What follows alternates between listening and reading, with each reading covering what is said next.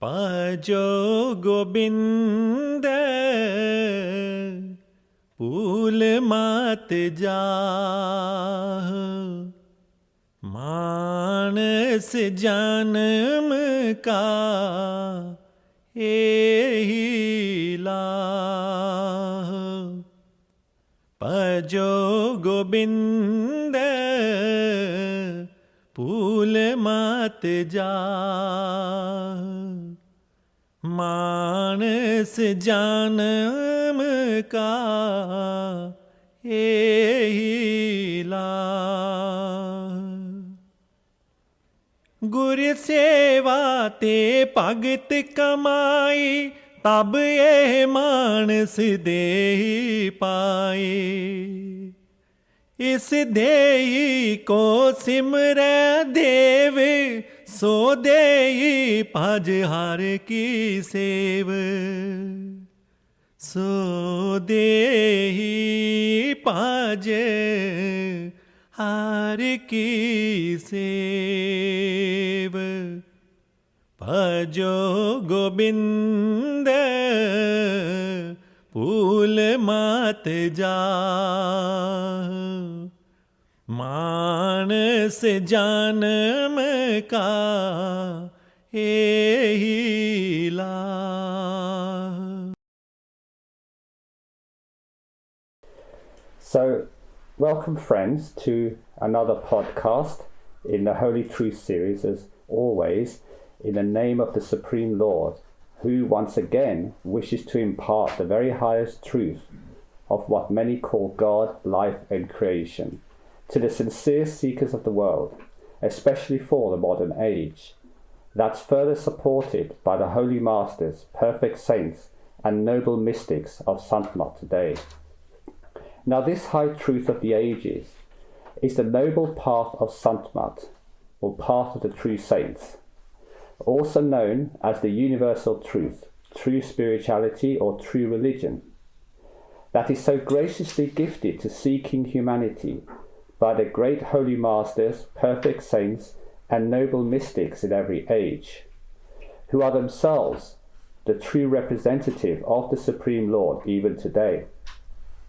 And although little known among the masses, once encountered, a sincere truth seeker can easily recognize that this noble path or true way encompasses all true faiths and beliefs as the noble source of all, details of which can be found in our humble literature, spiritual centers or YouTube channel, as well as in the Holy Discourse series of ISTAuk.com. But before I begin today's session of spiritual questions and answers, I would first like to make a short introduction about who we are and what we represent here today. We are the International Spiritual Truth Association, or ISTA for short, and although now global, we originally set up in 2016 in the UK by request of the Holy Masters of the day, who derived their authority from Great Master Baba Sawan Singh Ji of the holy lineage of Sant in India, the Levant and Persia.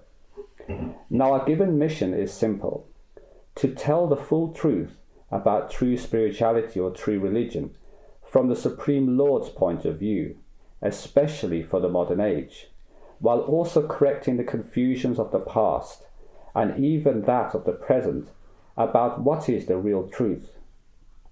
Yet this high teaching is not new. It is the age-old path of true spirituality, known today as the Holy Truth of Sant, which in fact has been discreetly taught throughout the ages to the most sincere seekers of the time, alongside the more familiar religious or philosophical teachings that we all know of. Indeed, holy masters tell us that the simple teachings of mass religion and mass philosophy are only there to elevate the masses to the position of higher truth seeking, so that they can understand and ultimately practice true spirituality or true religion. Therefore, our mission here today is simple: to impart the very highest truth of the Supreme Lord to those who wish to know, with all the love, grace and wonder that such a gift entails.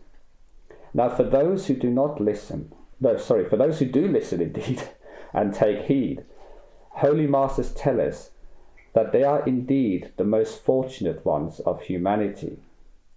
As for myself, I am a true devotee of the very highest truth of Sant, who has given his life in the service of the true Lord.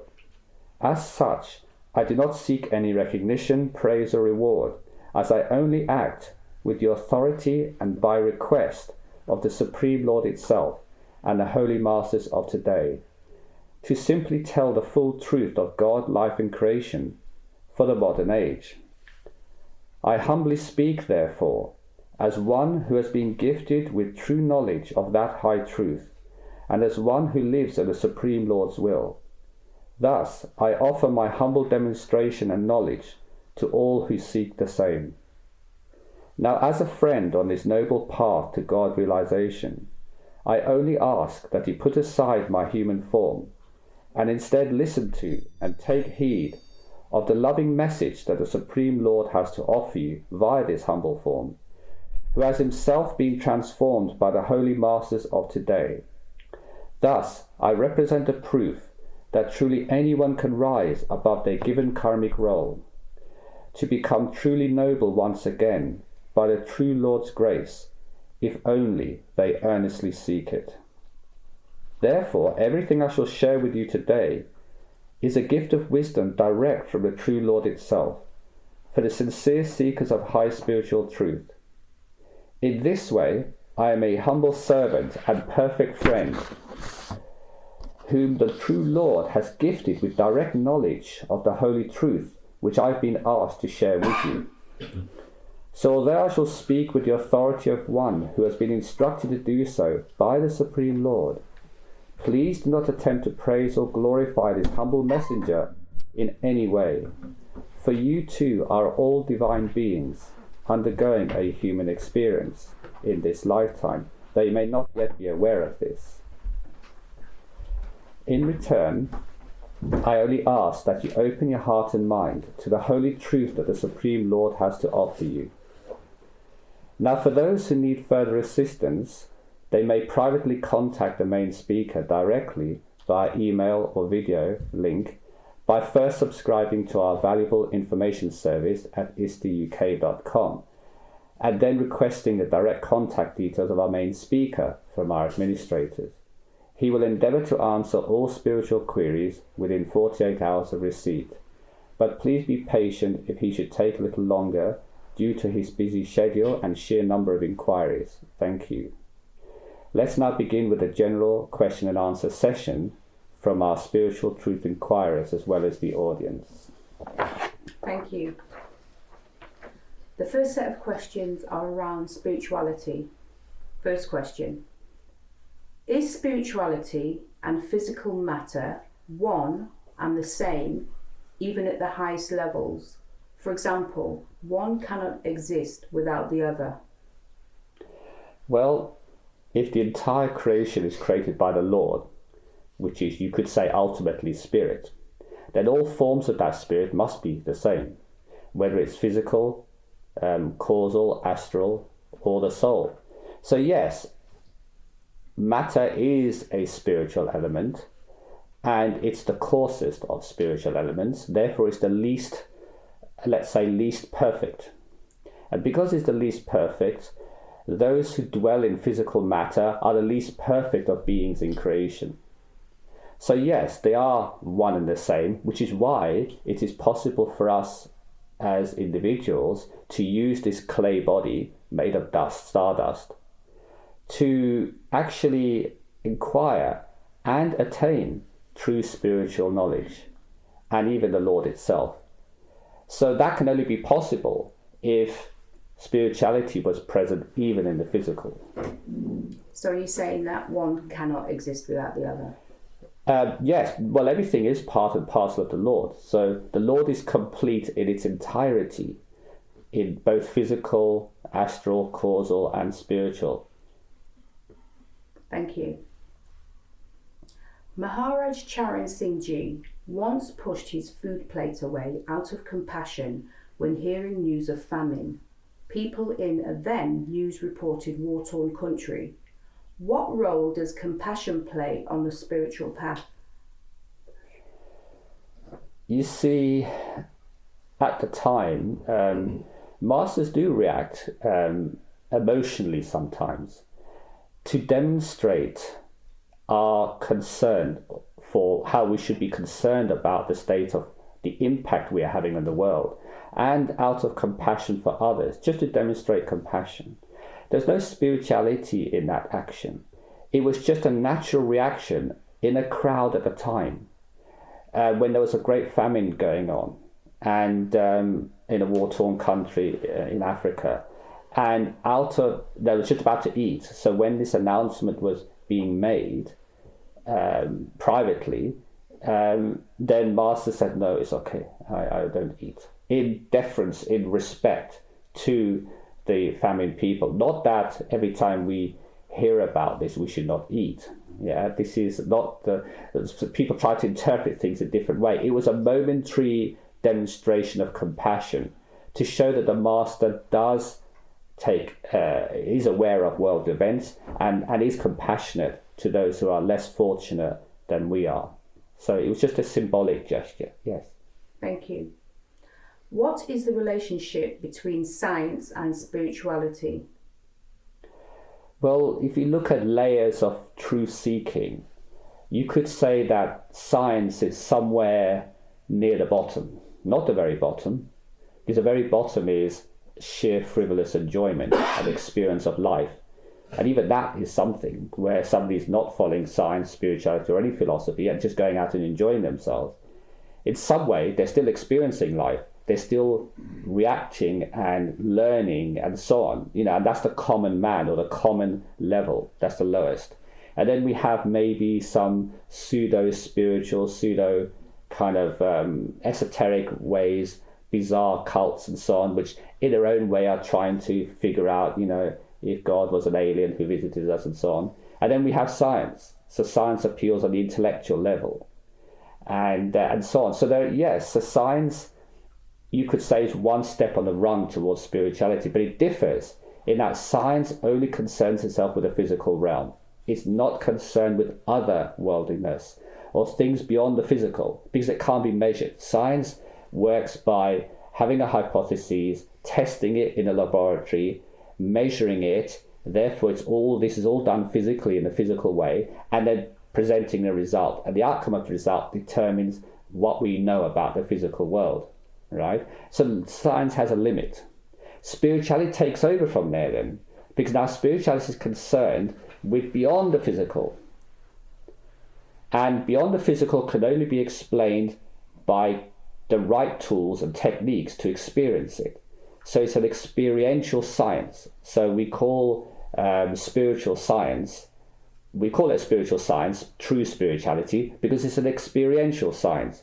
And what I mean by that is that spirituality can only be understood directly through experience. So when we experience the spiritual realms, when we experience spirituality ourselves, then we know it to be true. Not everything has to be written in equations and formulas and technology. And science is driven by technology. There are very few instances where science is interested in truth. It's driven because there's a profit. So also, unfortunately, science only exists even because technology is part of it. It produces technological items that we can charge to humanity and make money. If technology wasn't there, science would not exist. Nobody would be interested in science. It'll be a cult. It's a remote cult where bizarre people, it's like in times of ancient Greece, philosophers and science were tied together. Philosophy and science, ancient Greek philosophy and so on, during the great period, the Socratic period they call it. The only reason the science has taken off is because technology is a result of scientific investigations. If you can manipulate the force of nature and you can manipulate matter and extract ores and change chemistry, you can create things that are useful to humanity and you can charge humanity for them. So science, unfortunately, is not necessarily driven by true knowledge, but more by commercial gain. And that's the problem that science has. Otherwise, science could start recognizing spiritual science, married together, and realize that, okay, we have science of physical matter, But then we also have spiritual science that has to be experienced in a different way. But they haven't yet got that connection. But that will come. Yeah, actually, I was going to mention that because you said quite a while ago that at the moment it's like science is winning, you could say. Yeah. But sooner or later, spirituality will take over. And Yes.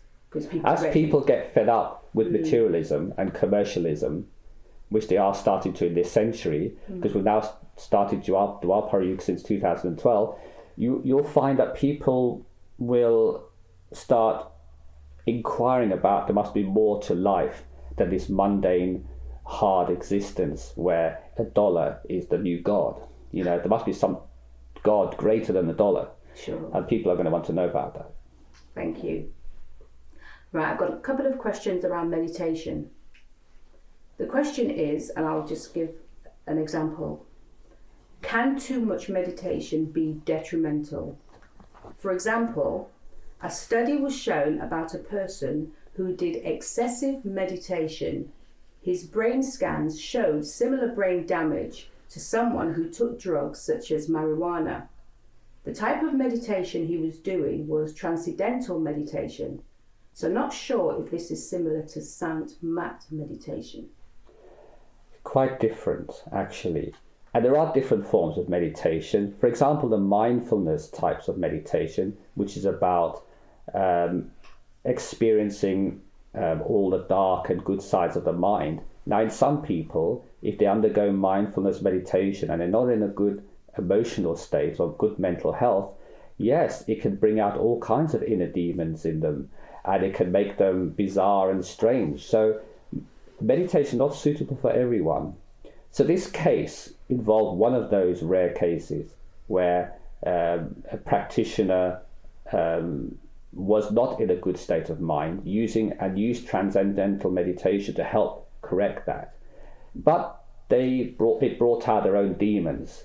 So as a result of that, it created a chemistry problem in the brain, some kind of awkwardness and everything, which was picked up by the study. But this is definitely a rarer case, and it's definitely not something to worry about at all.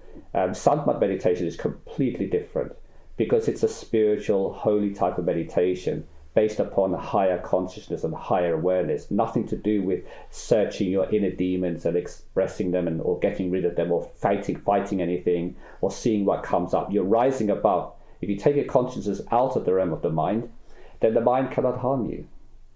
So you can't do too much Sant meditation? No, there's never been an incident where anybody has been harmed during Sant meditation. Never. Okay, thank you. Right, the next question is quite long, so I'll explain it first and then I'll ask the questions towards the end. Okay. During the process of concentrating at the eye centre, mostly it so happens that while trying to repeat the holy words and trying to focus on those words after a few moments, the repetition seems to fade away and some visual or memory of the day's activity or some daydream takes its place in such a manner that we don't realise that it has taken the place of repetition. It happens in a subtle and discreet manner that when we suddenly realise what has happened, we again bring the mind back to the repetition of the holy mantra. This seems to happen constantly for me and many others. So the question is, are these the layers of the mind working?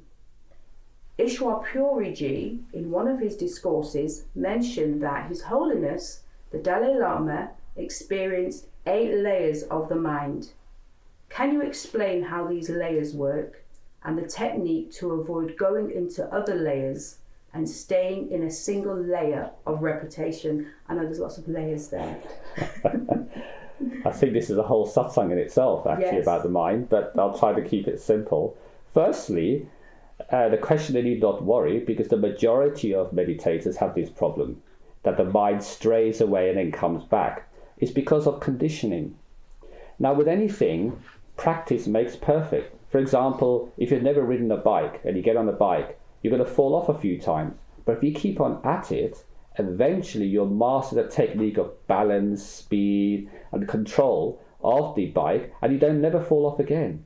Meditation is much like this, Because we're used to not meditating for countless lifetimes. We've been in a state of outwardness, where we scatter our attention out, notice everything, engage the senses, awareness of the body.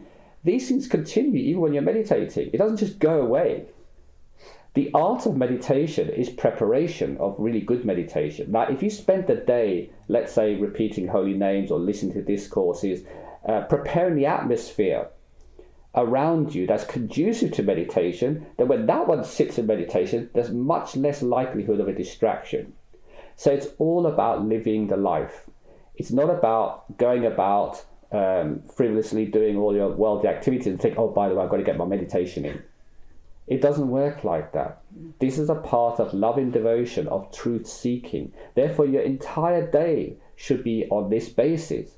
So when such a person who's been the whole day aware of this truth seeking necessity for them, then when it comes to sitting, no problem. It's much easier for them to keep the focus and to concentrate. So this is a problem that a lot of people face. I get this question asked all the time in different ways. This is not an unusual question. And then regarding layers, yes, there are several layers of the mind. In fact, there are more than 8 layers, really, because if you look at, say, the astral realm alone, has 150 layers of imagination. So you can imagine 150 parts of the lower mind, the emotional mind, exist within you. So when the Dalai Lama was experiencing 8, he was experiencing a very small part of the potential of the mind.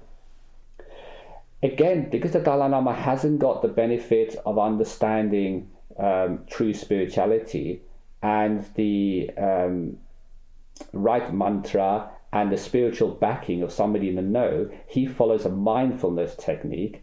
So therefore he revolves around in the mind. So when you're doing mindfulness practices, which is what Buddhism is, naturally you've got to awaken layers of consciousness, layers of the mind. So he managed to awaken 8 layers of the mind. And for him, he considered to be progress.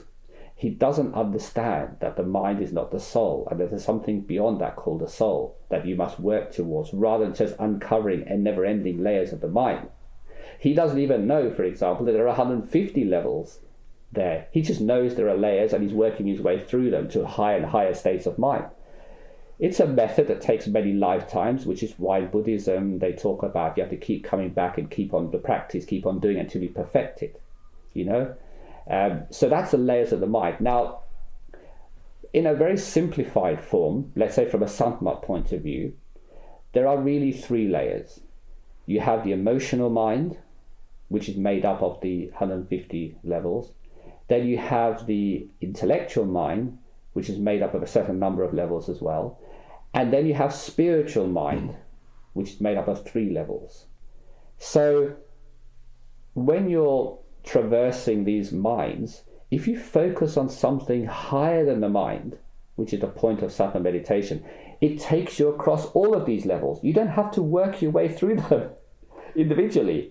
So when you go through the layers, these levels, are they like different worlds? Do you have different sensations? Yes, some people will experience it. For example, if they're curiosity seekers, they like to know, for example, what it's like in the astral realm, then they will experience different things of imagination, different levels of imaginative process and emotions.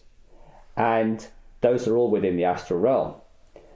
So some people do go down that route, and usually they're the ones who maybe follow another path, a path of mindfulness. And even some people are curious about the non-real worlds, which are the 3 worlds, and going up to the 3rd realm. So yeah, they do want to know what it's like, and they want to meet, say, Guru Nanak or Jesus or Durga Mata or Mirabai or something. They want to experience somebody within that they've heard about in history. And those forms are kept in the astral realm and sometimes in the causal. So they will meet a representative of that, you could say like a recording. And they want to see for themselves, you see. But they're usually from a very religious background, and they still hold on to their religion as well as practicing spirituality. And they want to see confirmation, of this process. So it's possible for them. I would say try not to engage in this idea of seeking the different layers of the mind, or even think about it. Because the moment you bring that to your mind, you are going to invoke your natural curiosity that the mind has to want to see things inside. Actually, if you don't want to see anything inside, you meditate because it's the right thing to do. You're earning merit for the Holy Master who instructed you to meditate, as in the case with Sant. Then what's happening? There's no calculation involved. If you don't calculate what you're doing in meditation, then you're not going to be concerned about seeing this or seeing that. You just enjoy the rest. But can you understand why when someone is meditating and they do see something that's very vivid and far removed from what their day-to-day life is like, they're probably going to look there? Yeah, this is why in Sant meditation we instruct people not to look at anything but keep to the center and test it with the holy names. So when you have the 5 holy powers, you can test whatever comes in front of you. If it's beneficial for you, it will remain. If it's not beneficial for you, it will disappear and dissolve. And if that fails, and let's say you really could, Carl is very adamant because you're so strongly connected with a past saint, like say Jesus or Guru Nanak or the Buddha or something, they may still stay even after you've done the names, but they cannot tell you a lie. So then you simply say, are you the real deal? Are you the truth? Show me your true form. And the moment you ask them that, they will transform and show you who they really are. So that this Jesus shows that it might be a benevolent demigod having fun with you as you've entered their realm, right? And then they'll show actually not Jesus, but they made themselves look like Jesus or Guru Nanak. So you can test it in 2 ways, one way or the other, and you'll find out, sure enough. So yes, in the beginning, some people are curious, and they get interested in what they're going to see. And I have so many satsangs say, I don't see anything in meditation. I said, well done, you're meditating. What's the problem? They said, but, we're supposed to be seeing something. Are you? I said, the people who see the higher truth cannot be in a family way, cannot be committed to the earth and have high responsibility. Otherwise, they would abandon it. The moment you see higher truth, and you realize that this world is an illusion, you'll start thinking, what's the point of me doing anything? Even a mother will abandon her children. So generally this is not the case. The writings in the books, this is why Babaji also says burn the books, because it's very misleading. The books are written about what is potentially possible. And people think, okay, I have to see this and I have to see that. If I'm not seeing these things, I'm not making progress. And that's not true at all. Progress is actually made by the master pulling you during meditation, not you pushing. Your effort, in a way, doesn't make any difference in meditation. It's the result of the time you spent seeking the truth that allows the grace of the master to pull you back. And in fact, when you go to Parbrahm, the realm of the soul, pure soul, away from the mind, you will see the master there pulling the souls who are meditating, pulling them up. They don't even know. They say, I don't see anything, I'm not having any experience, let's say. Or if they have some experience, they have some bizarre experience because they don't test it, so they run off with it, believing they've met the Master or Guru Nanak or Jesus or something. And all this confusion lays in the fact that the books have put across a certain ideal, which is, at the time when the books were written, the people who really embraced Sant or spiritual meditation were usually people who were not so much family inclined. And even if they did have a family, they were not at all attached to them. They were totally remote from the family. They just had it as an incidental byproduct of living life. There wasn't the obsession with the family we have now, or with life. So they were the ones who saw things, and they wrote about this experience that when you go to this realm, you'll see this, the master will come, and all these things will happen. But in the modern day, that's just not possible. Not because the master's withdrawing grace, or because you're lacking in some way, but because if you did see those things, you will naturally abandon everything else here. And the master wants you to fulfill your karmic destiny. So, however, you will get a sense of feeling of fulfillment if you're sincere. And this feeling, intuitive feeling, comes within you. Even if you see nothing, you still become very sure of what you're doing and confident. So master gives you something. It's only when, let's say, you've got to a point in life where you're really fed up, you're just not interested in anything, you can't be asked with anything, and you're a meditator in Sant Mat, and you're a sincere devotee, the Master says, okay, now you really have naturally given up this world in your heart. You're not bothered by anything here as such. You're just going along with it, going with the flow, living the Lord's will. Now I can show you something, because it's not going to detract from your responsibilities and duties in the world, because you'll be able to handle it, because you understand. So when the intellect has been surpassed through intellectual inquiry, listening to satsang and so on, you get to a point where you realize that this world is not real and nothing here matters. It's just a waste of space, waste of time, engaging in it. When you get to that point when you get fed up with the world, then you start really looking for something more. You become more earnest, because you're emotionally motivated now. So you become more earnest. And that's the point when somebody like that meditates with sincerity for seeking the truth and earnestness, as if their very breath depends upon it. Like the saints in the past have described it, it's like being burnt alive. Their desire and their passion for it was so intense that they could not stand it. And they say, "Oh Master, give release, quench the thirst of this disciple who begs your darshan within," and all of this. The Shabads are written like that because they actually reached that point where they were in that state. Now, such an individual naturally would be gifted and rewarded with the grace of the Master within and other sights as well, if necessary. So in the modern age, it is not necessary to see anything.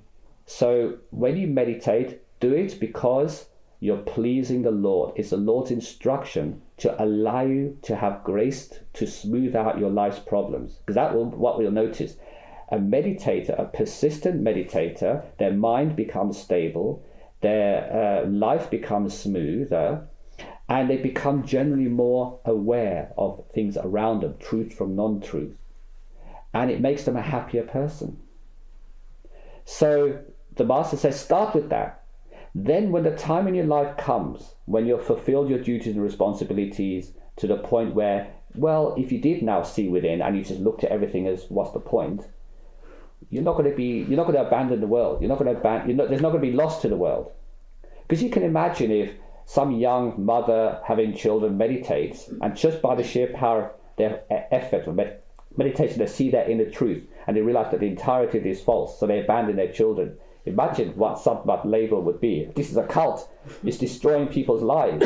It's robbing them from their families. They're giving away all their wealth because they say, what's the point of owning anything? They maybe even walk naked in the streets, thinking, why even these clothes are false, my body is false. All bizarre things they can do. Masters are fully aware of the way the mind operates. So in this day and age, it's not about seeing, it's about intuitive awareness. So as you meditate, you gain higher intuitive awareness of things. Therefore, you go along with life in a much more happy manner. And your life even becomes enchanted, magical. That things, you just think of something and it just happens. Things just go your way more smoothly. Or you might get into trouble still because of your karma, but you get out of it just as quickly as you got into it. Without really doing much about it. It just goes away like the wind comes, batters the window for a while and then moves on. So you find that you just take life like this, and life becomes a much more enjoyable experience. That alone is worthy of meditation, because imagine how many people are seeking that through wealth, power, glory, marriage, whatever. They want this happiness. They want this constant happiness. And if you can get it through meditation, you don't need all these worldly paraphernalia to help you. People only seek worldly stuff to replace what they lack spiritually. So Sant Mat says, if you fulfill yourself spiritually, you will have no need of these things. You can take them or leave them. In other words, when they come, you enjoy them for what they are. And when they go, you say, okay, well, at least I had enjoyed it for a while, rather than not having it at all. There's a famous saying it's better to have loved and lost than to have never loved at all. And it's true with all things. You go on a holiday, you experience it for a while, then you go back to the drudgery of work. You don't regret the holiday. You don't complain bitterly. Why have I lost this holiday? Why can't I stay on that beach forever? You don't. Because you understand, that this holiday was a time and you enjoyed it. It didn't spoil your entertainment. Spirituality and life is the same. Yes? What is the Master looking for to increase that pulling? What is the master looking for? When you are at the point of an earnest seeker, in other words, when seeking the truth becomes the number one priority in your life, the master intervenes in your life in all areas.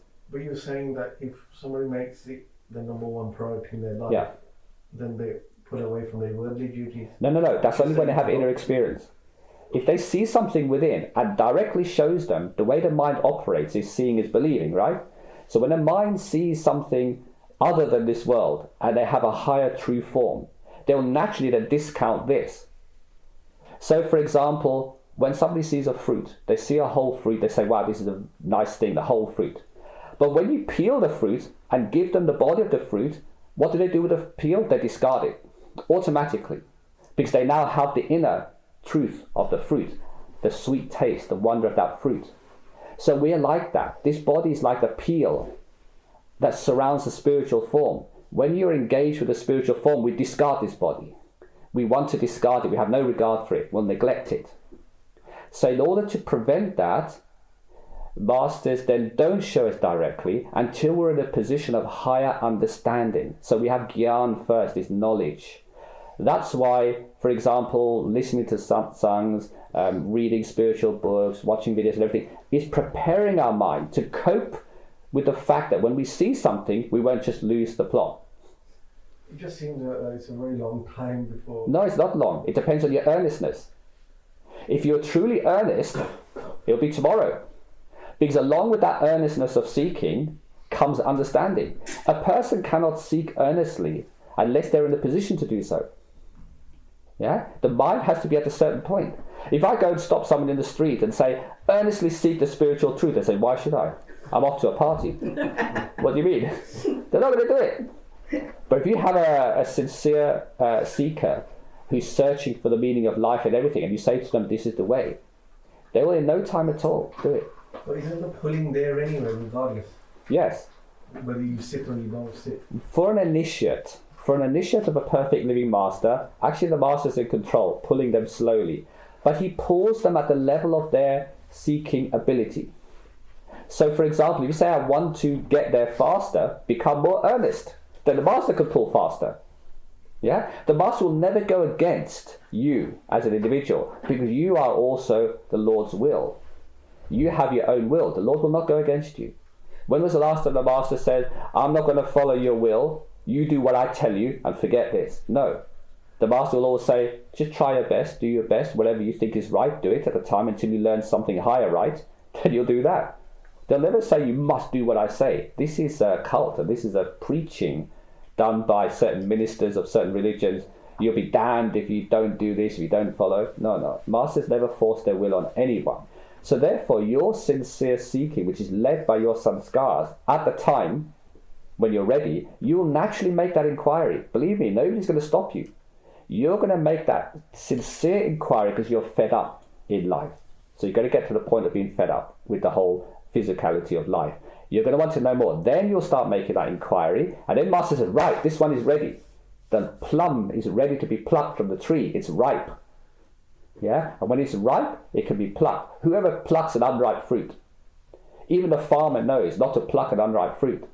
But when the fruit is ripe, automatically the plucking occurs. Yeah, but it's the creator, isn't it, that's creating that earnestness. The whole thing is the creator's show. So the master can just... In explanation, I have to say that when you're ready, your time will come. Yeah, that's the answer. So if you ask a question, the only way we can answer it is in the terms of us and the sign for us. It's not that we exercise our will. There's only the Lord's will in creation. But when the Lord decides that your time has come, you will have those feelings, and then you'll ask, I'm having these feelings, what should I do with them? I say, oh, very good. Then do this and do that. You see? So the instruction is very clear. But isn't that all burnt into that DVD that Ishwapuri talks about? It's burnt into their adopted character, yes. Everything is according to the timeline of events. That's why masters never judge. Why judge anyone? If you judge anything in creation, you judge the Lord itself. You should never judge. Yeah, that this one is higher, this one is lower. Everybody's on their little journey. You should treat all as souls of the divine. And you should respect everybody no matter what their background. Even if they're a villain. You should understand that it's their role to be the villain. Or this one is the role to be the saint. Who are you to judge? If you judge, so shall you be judged. And the Lord doesn't judge. The true Lord doesn't judge.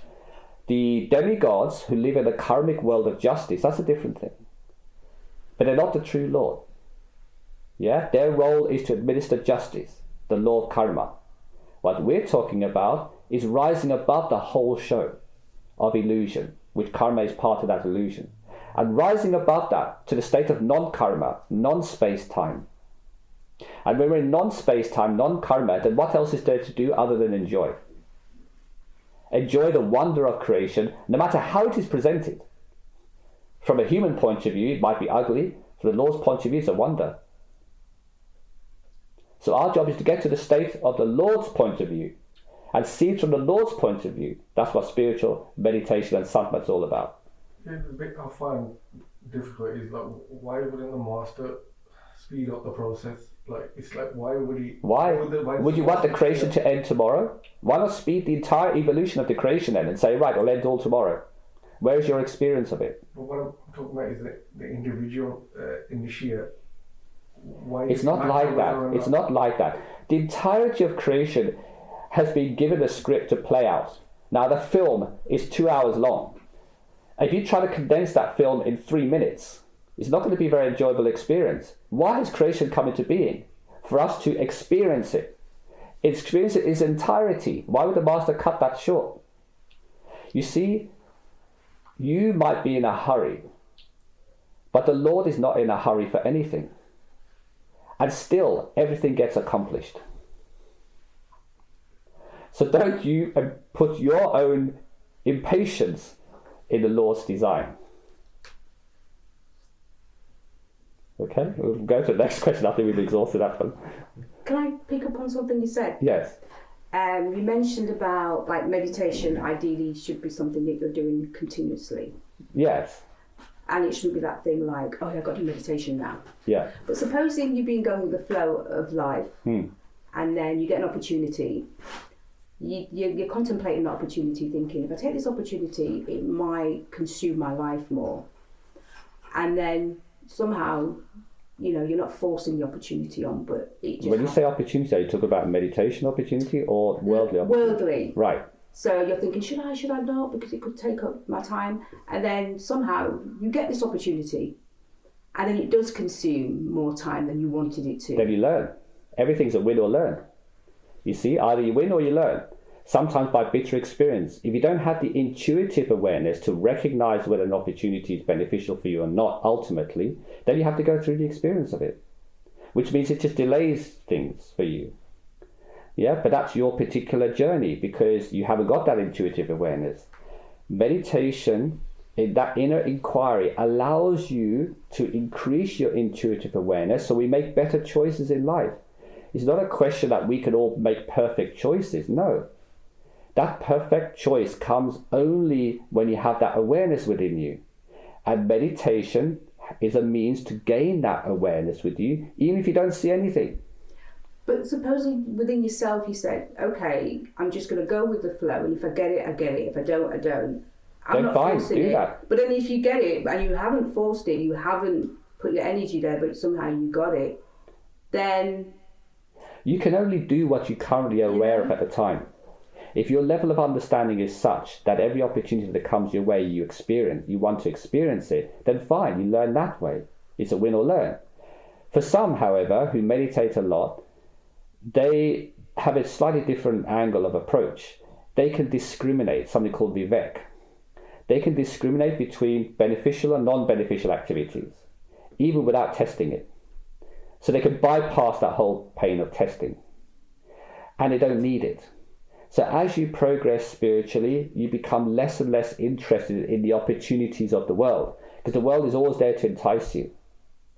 But you have to depend upon your vivek, your inner discrimination, to understand what is beneficial for you and what is not. And until that point, what else can you do than go for it? Because the mind will always think, well, I might have missed out. But it's not even about that. It's a case of, it's beneficial, but I guess it's not beneficial on the getting to When we touch talk about hands beneficial, sense. we're talking about your ultimate goal of That's spiritual it, beneficial. exactly. So what you're saying Yeah. is anything that you do in life should benefit that ultimate goal. It should and be nothing ultimately else. serve spirituality first, and the Lord will take care of the rest. The Lord will take care of the rest.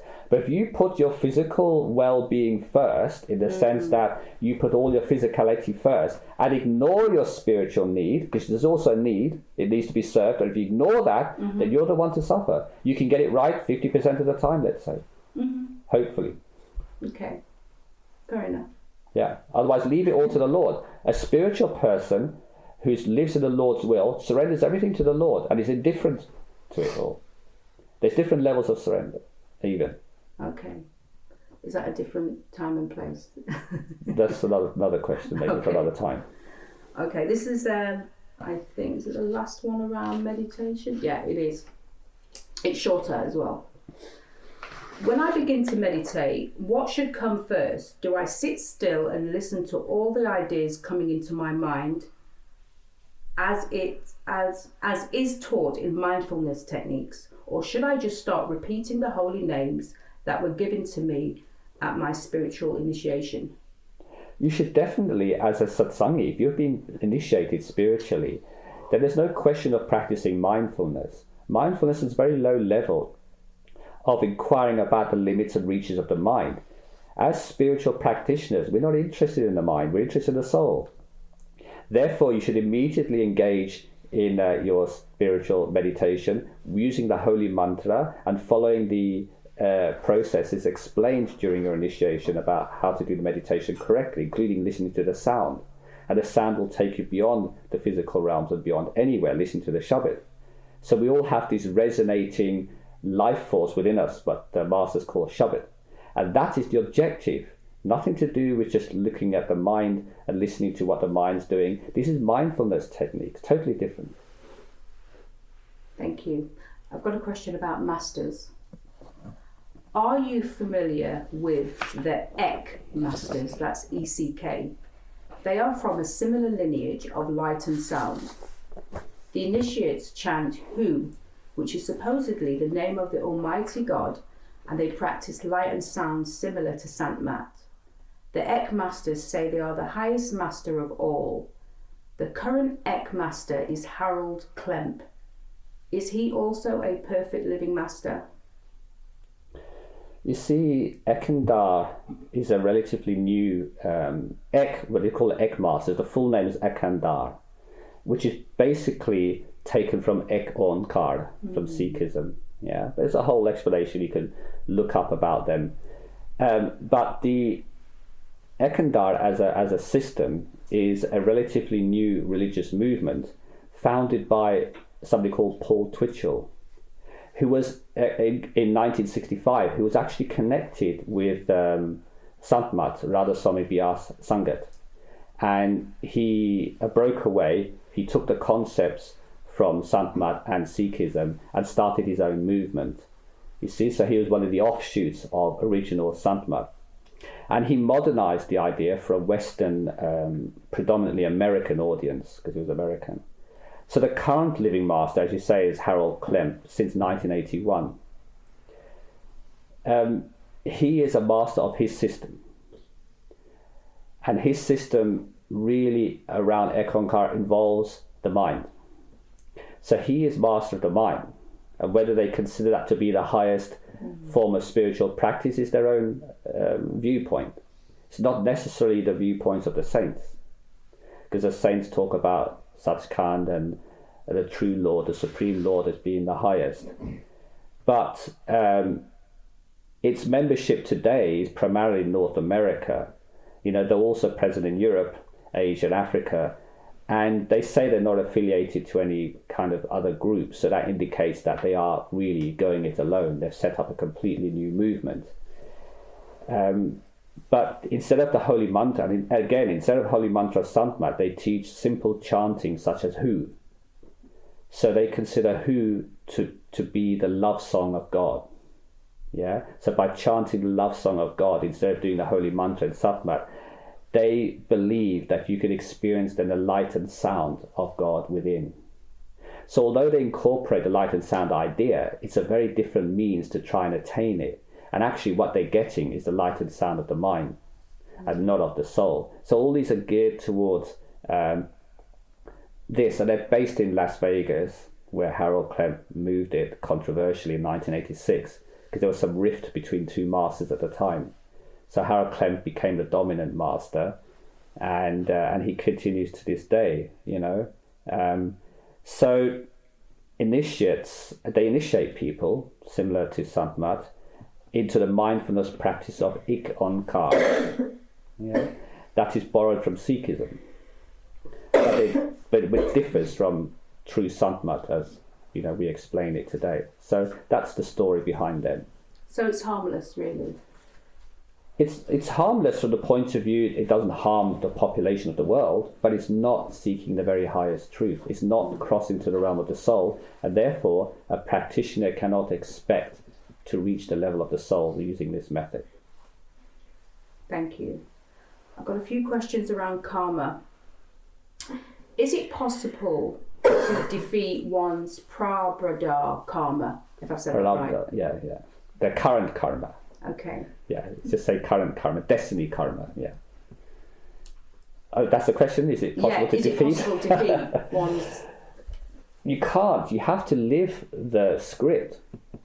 That's like saying, if I go onto the stage as an actor and the film is 2 hours long, can I only film half an hour of it and then walk and go home and enjoy the fruit? No, you can't. You have to live the entirety of it. Because you are part and parcel of a collective. And as the domino effect occurs, if you are removed from the equation, what happens to the rest? You are as important as everybody else in this creation. Therefore, you have to fulfill your destiny karma or prarabdha karma. You have to. There's no way out of it. The one you can control or to cut yourself from is the sinchit karmas, which are your reserve karmas for the next life.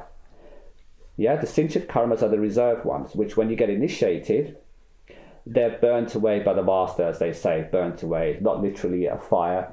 In fact, all that happens is that the master stands the barrier between them and you.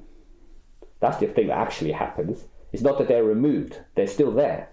They're not burnt in any way. It's just emotive descriptions that master have used. So your sinchit karmas, or the reserve karmas, which are waiting for you for next life after life after life, is barriered by the master, shielded.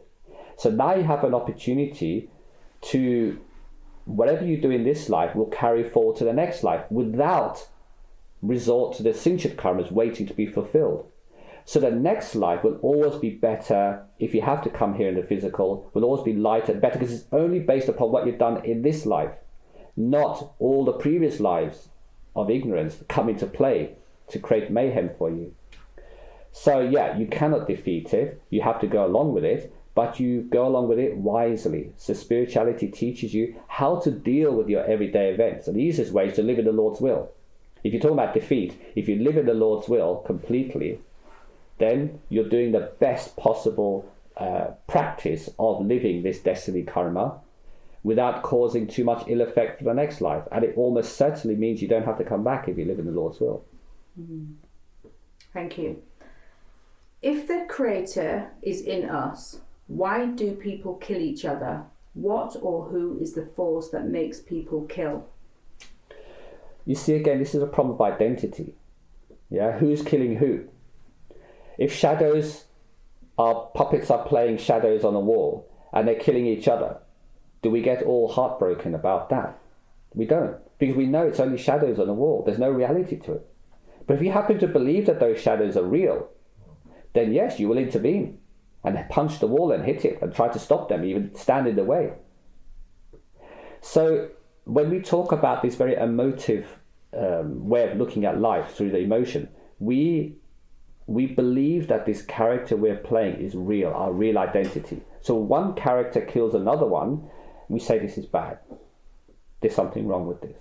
Yeah, and this is because we live in a world of illusion, and illusion is exactly that. Things are not what they seem. So from the Lord's point of view, nobody's killing anybody. Everybody's acting out their karma. It's all a play. And the thing is this, that it's all karmic. If somebody comes to try and kill you, it's only because you have done so in the past with them.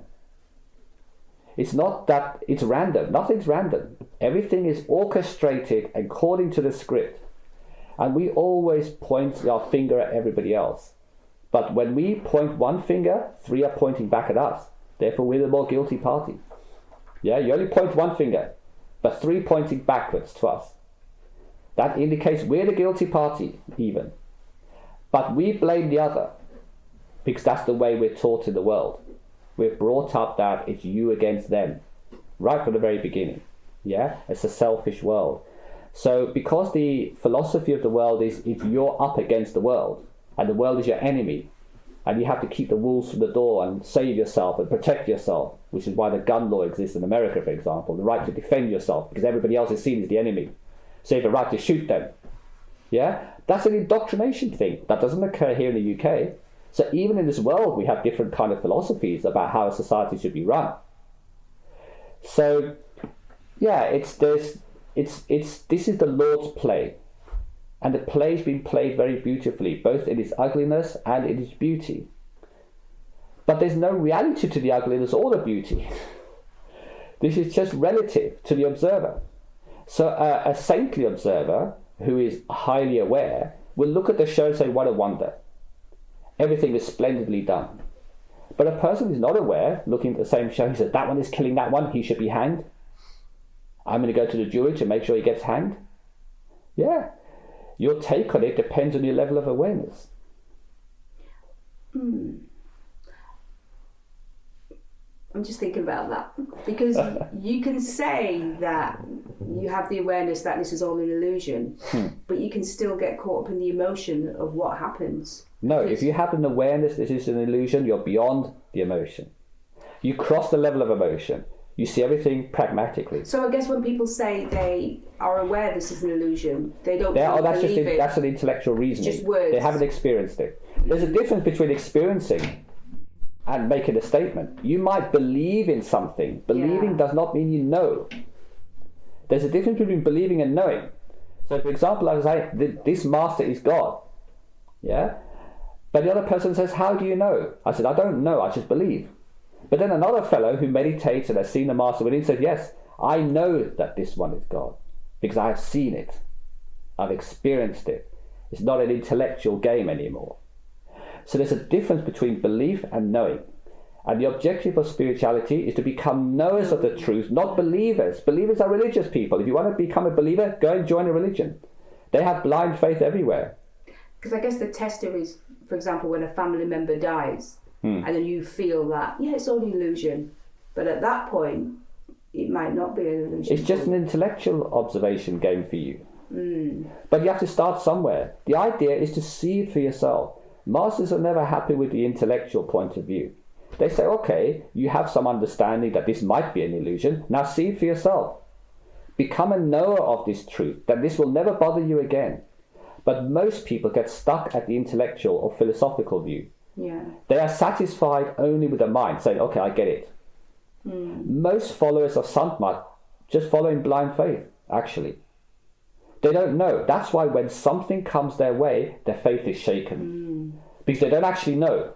Exactly. Yeah. Therefore, the intellect says, yeah, this is great. And when something happens, I'm all disturbed by this now.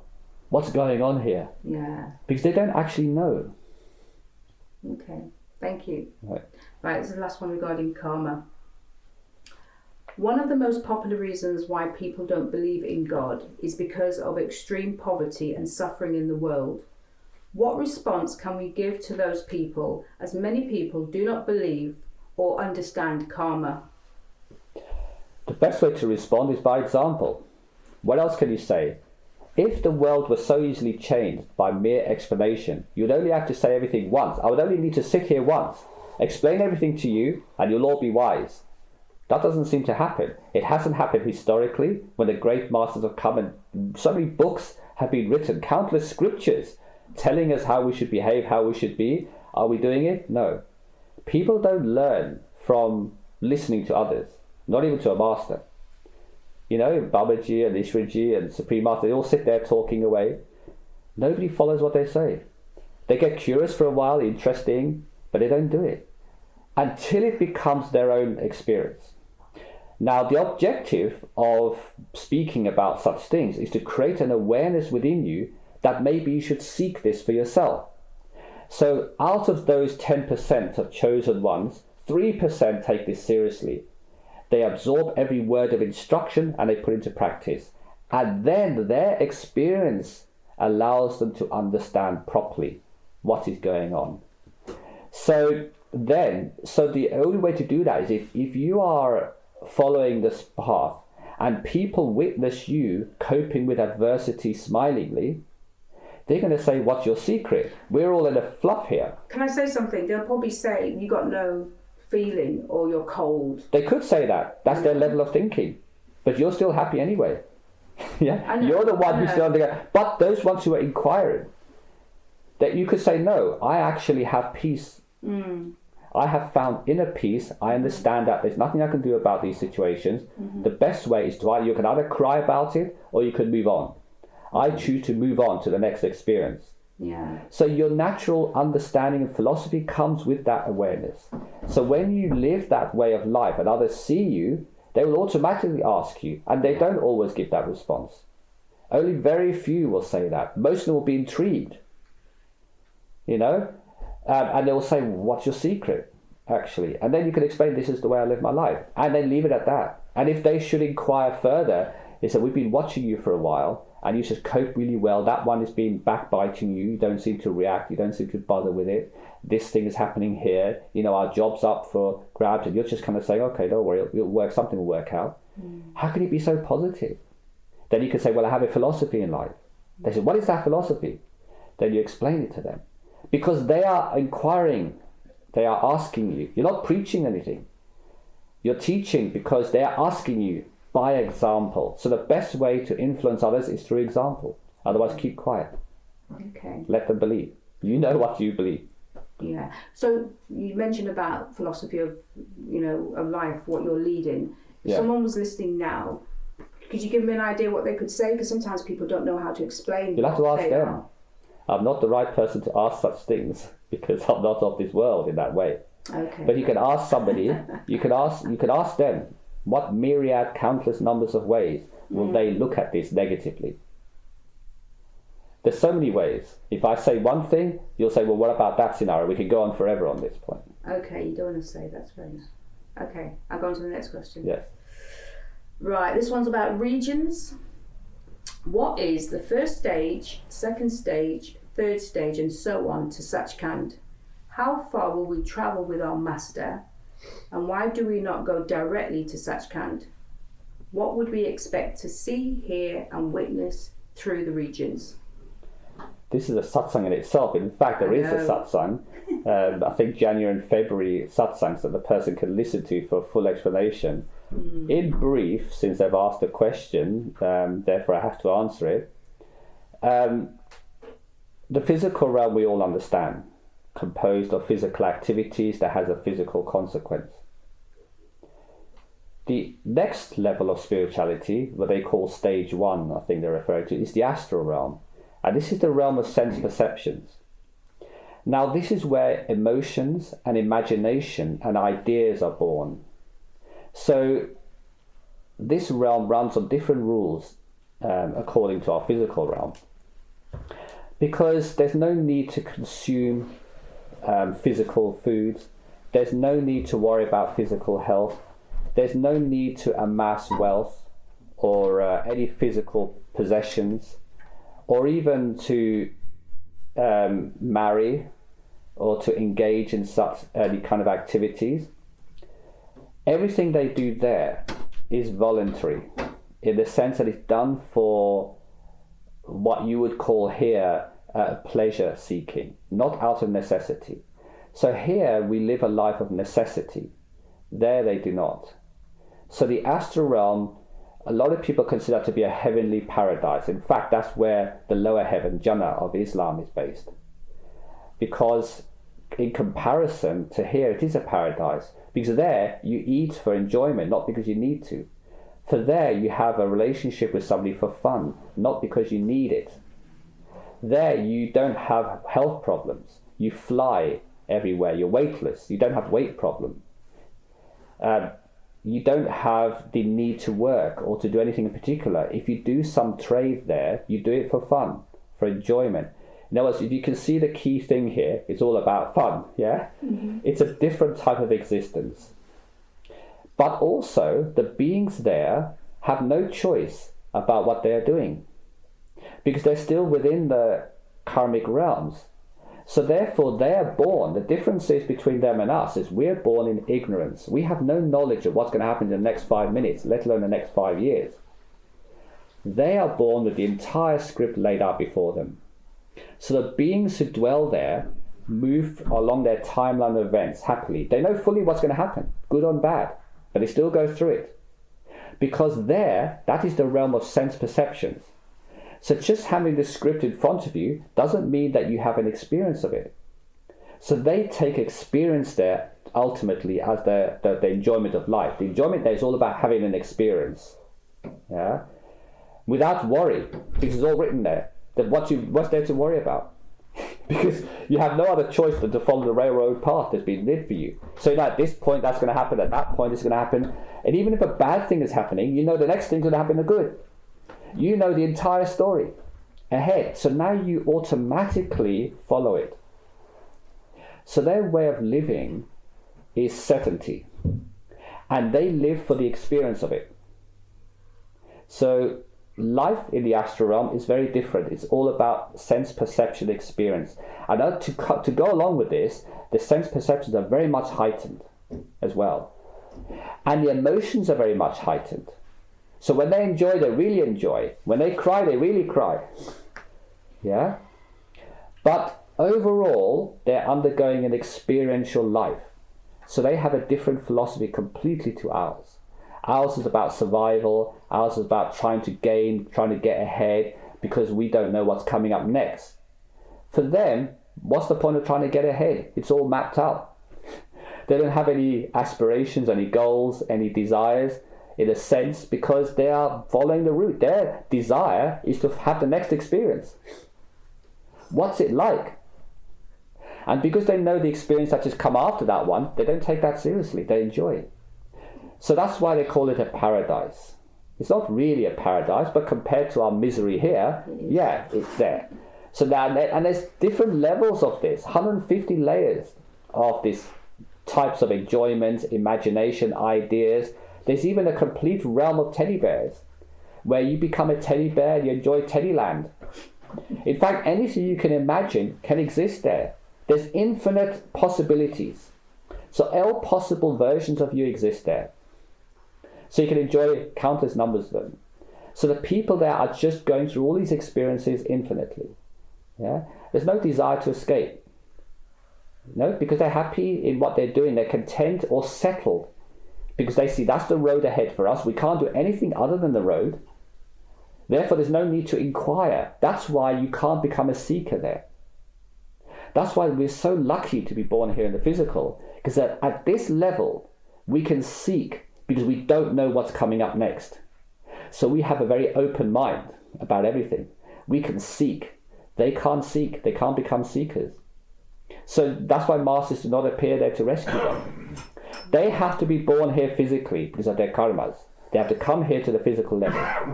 And then they become seekers. So there's a problem there. So whilst life is there is quite fun, it's all about experiencing everything to the max, you're also trapped. It's a big golden cage trap. So whilst we might be suffering here, we also have an ability to get out. So that's that. Then in the causal realm, the second realm, is the realm of the demigods. So we have the likes of Krishna and Mahesh, Shiva and Brahma and all their consorts and other demigods that you don't know about, so I won't bother mentioning them. But there's countless numbers of them, and each one of them run a different astral realm and a different physical realm. So you can imagine the expanse of the causal realm is immense, greatly immense, because if you look at this physical universe that we understand, in comparison to the astral realm, is the equivalent of a speck of dust in the Pacific Ocean in size and comparison. You can imagine how many countless physical universes or variations on this theme, the multiverse idea, can exist in the astral realm, one astral realm. And then if you take that astral realm, and there's countless numbers of them, similar, they are like a speck of dust in the Pacific Ocean in comparison to Brahman, or the causal realm. How many countless astral realms are there with countless physical realms in Brahman? And these are governed by the deities. So their job is to create, sustain, and destroy. And they do this through thought of will. So mindfulness. So mindfulness reaches that point. So the deities represent the past, the present, and the future, or creation, sustenance, and destruction. And so the whole concept there is different because it's all based upon thought, and thought becomes law. There only thought exists, there's no forms. In the astral realm you have form. You still have some kind of a form. But in the causal realm there's no form at all. It's formless. So you can become anything. The mind there can become anything, from the color purple to the number 3 to a tree, just by its mere thought. Wherever you think becomes reality. So if you think, I want to create a new creation, you just create. You have that power. That's why when certain religious practitioners reached a point there, they thought, this is it, I'm playing God here. There can't be nothing higher than this. Wherever I think becomes a reality. And I could become whatever. I could become a hero, a villain. I could become a color, a number, a letter, anything. With all the properties and attributes associated with it. If you have that kind of power, what else is there to achieve? That's where the religions stop. But Sant Mat, or true spirituality, takes on from there. You see, there's more. Because this is still within the realm of mind. This is still timelined. It's still scripted. Yeah, even the demigods are following the script. They have no choice. So life there, obviously, you can imagine how enjoyable it would be.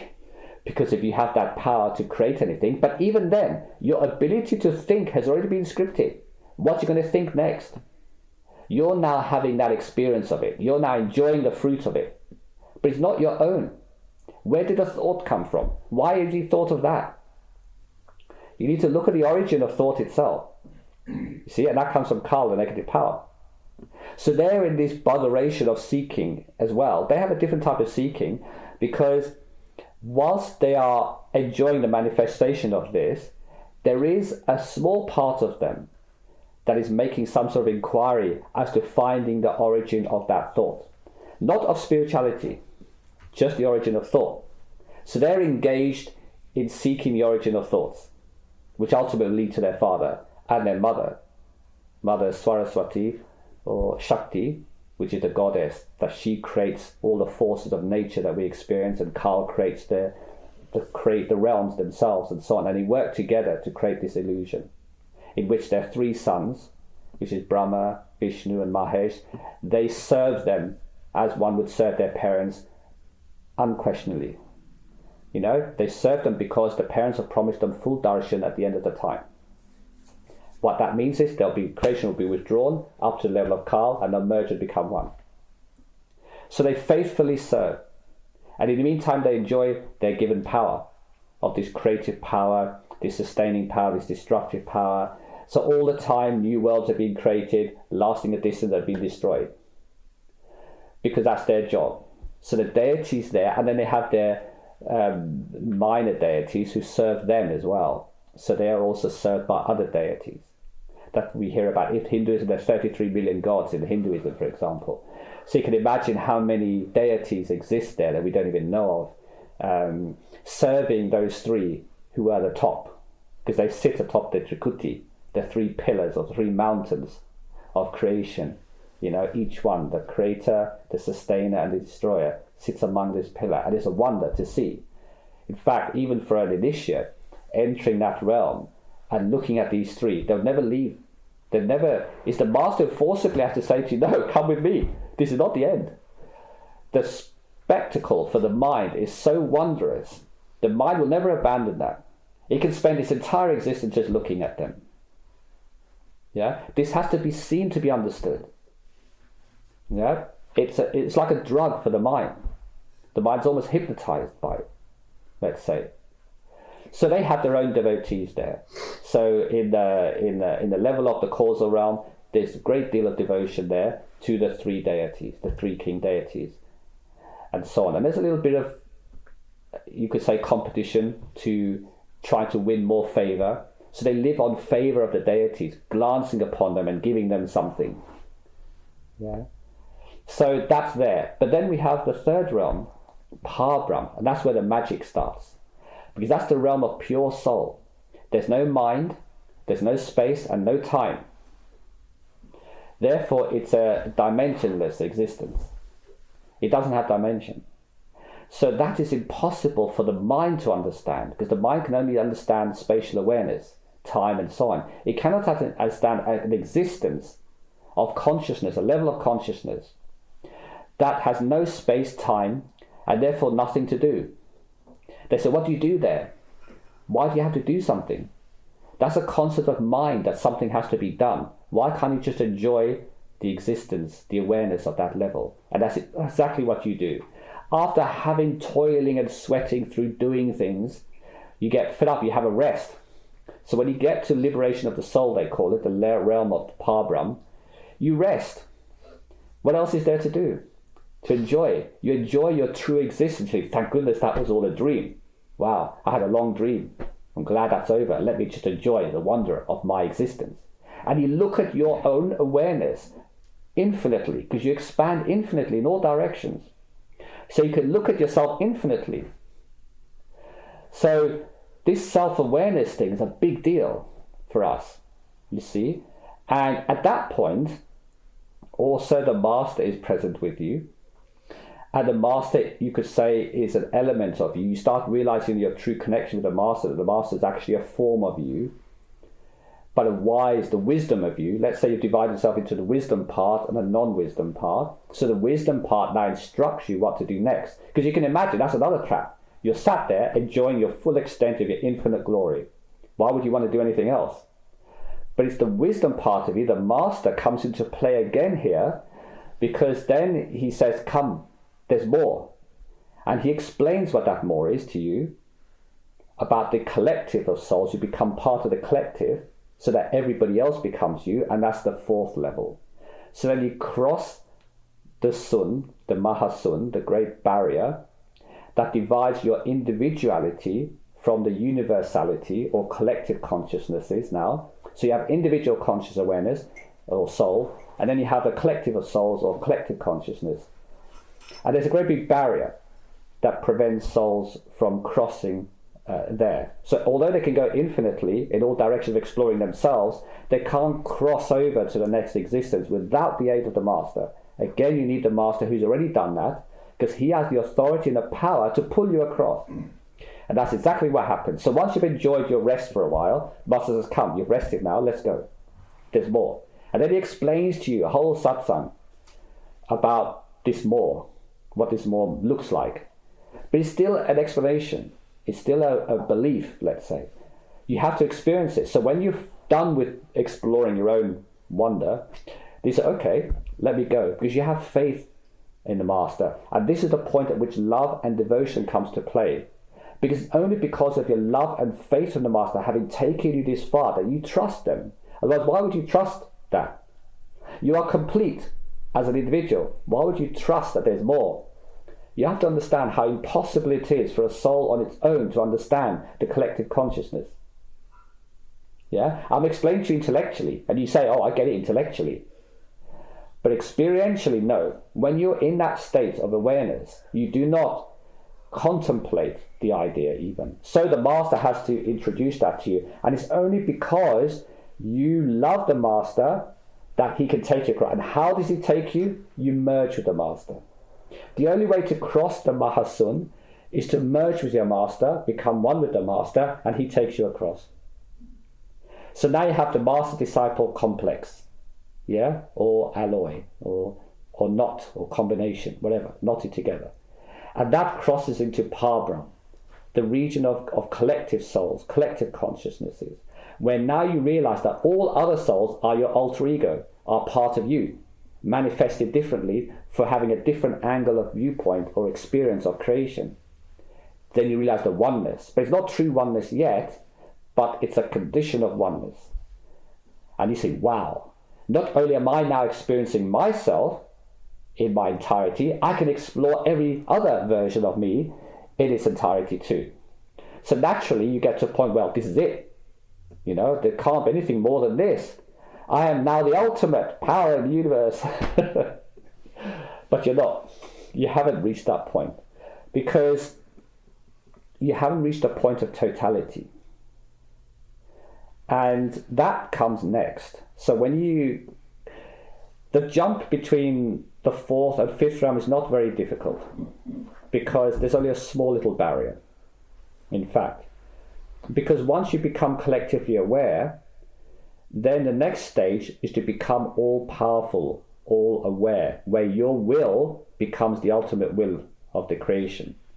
And to become that is a small point to cross of faith. Again, this is faith, which takes you across that, yes, you've reached this point now, why not take the next stage and become totality of one. So then you cross over into Satgurus, again, you and the master together. And the master, as they say in the books, let's say, hands you over to Satgurus, but that's not actually how it works. You and the master as a collective both present yourself to Satgurus. And the wonder there, I mean, let's forget about the gates and the hunters standing at the gates greeting you, which are two guardians of Satgurus. And as you cross the gate, there's immense fanfare as well as welcoming you back home, finally. This is your true home. This is your true origin, your totality. You're back and whole, you become whole again, and all of this. So there's all this fanfare as you enter the gates through Satgurus with your master together as one. Then you come before Satgurus, and there life is incredible. In fact, it's really difficult to explain the wonder of it. Because when you're sitting there, Satgurus is there in a certain direction facing. All you do is want Amrit of the Master, Darshan of the Lord, true Lord. As he turns, it becomes more and more, you can see his face. And the wonder of it, of his face shining upon you, is complete. You are complete. It is your food. It is your everything. It is impossible to explain to a person here that having that darshan is the most wonderful thing that you could possibly understand, you know. And as you go beyond that, eventually you merge with Anami Purush.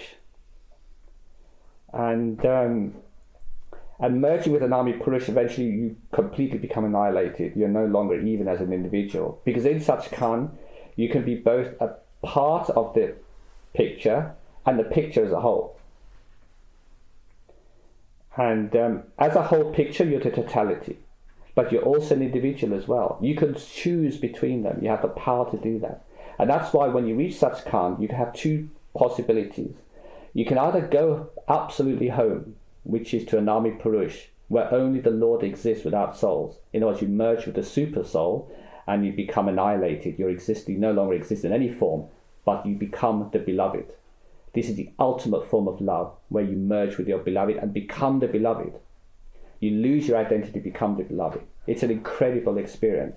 But before that, you have an opportunity now to come back.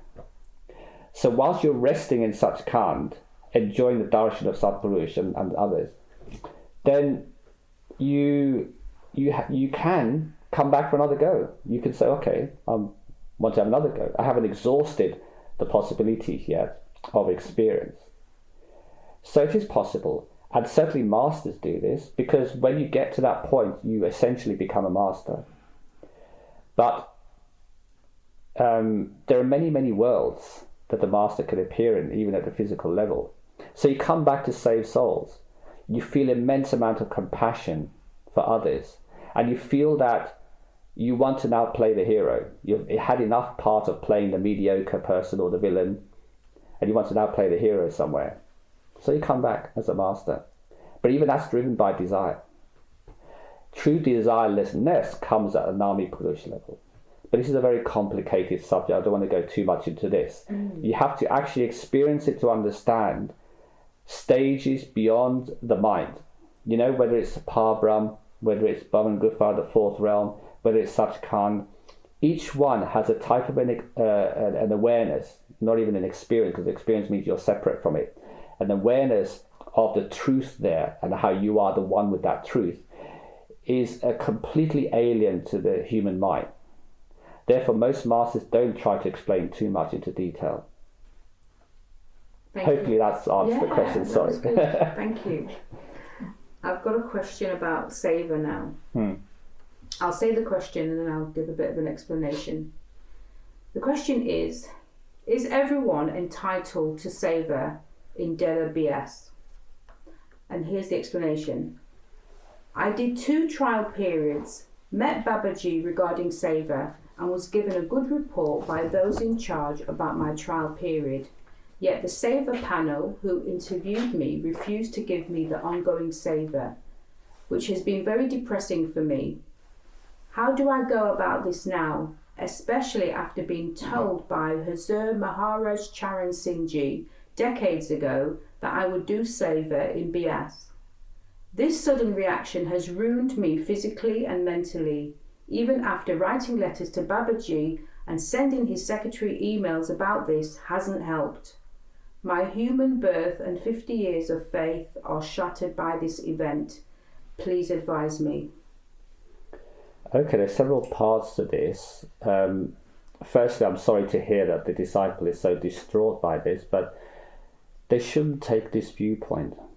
Firstly, seva is not a right. It's not a right of anyone. It's a gift from the master to do seva for those who need it. People who are in service for the Lord in routine seva is because they need to be in that spiritual atmosphere in order to keep the momentum going for their spiritual practice.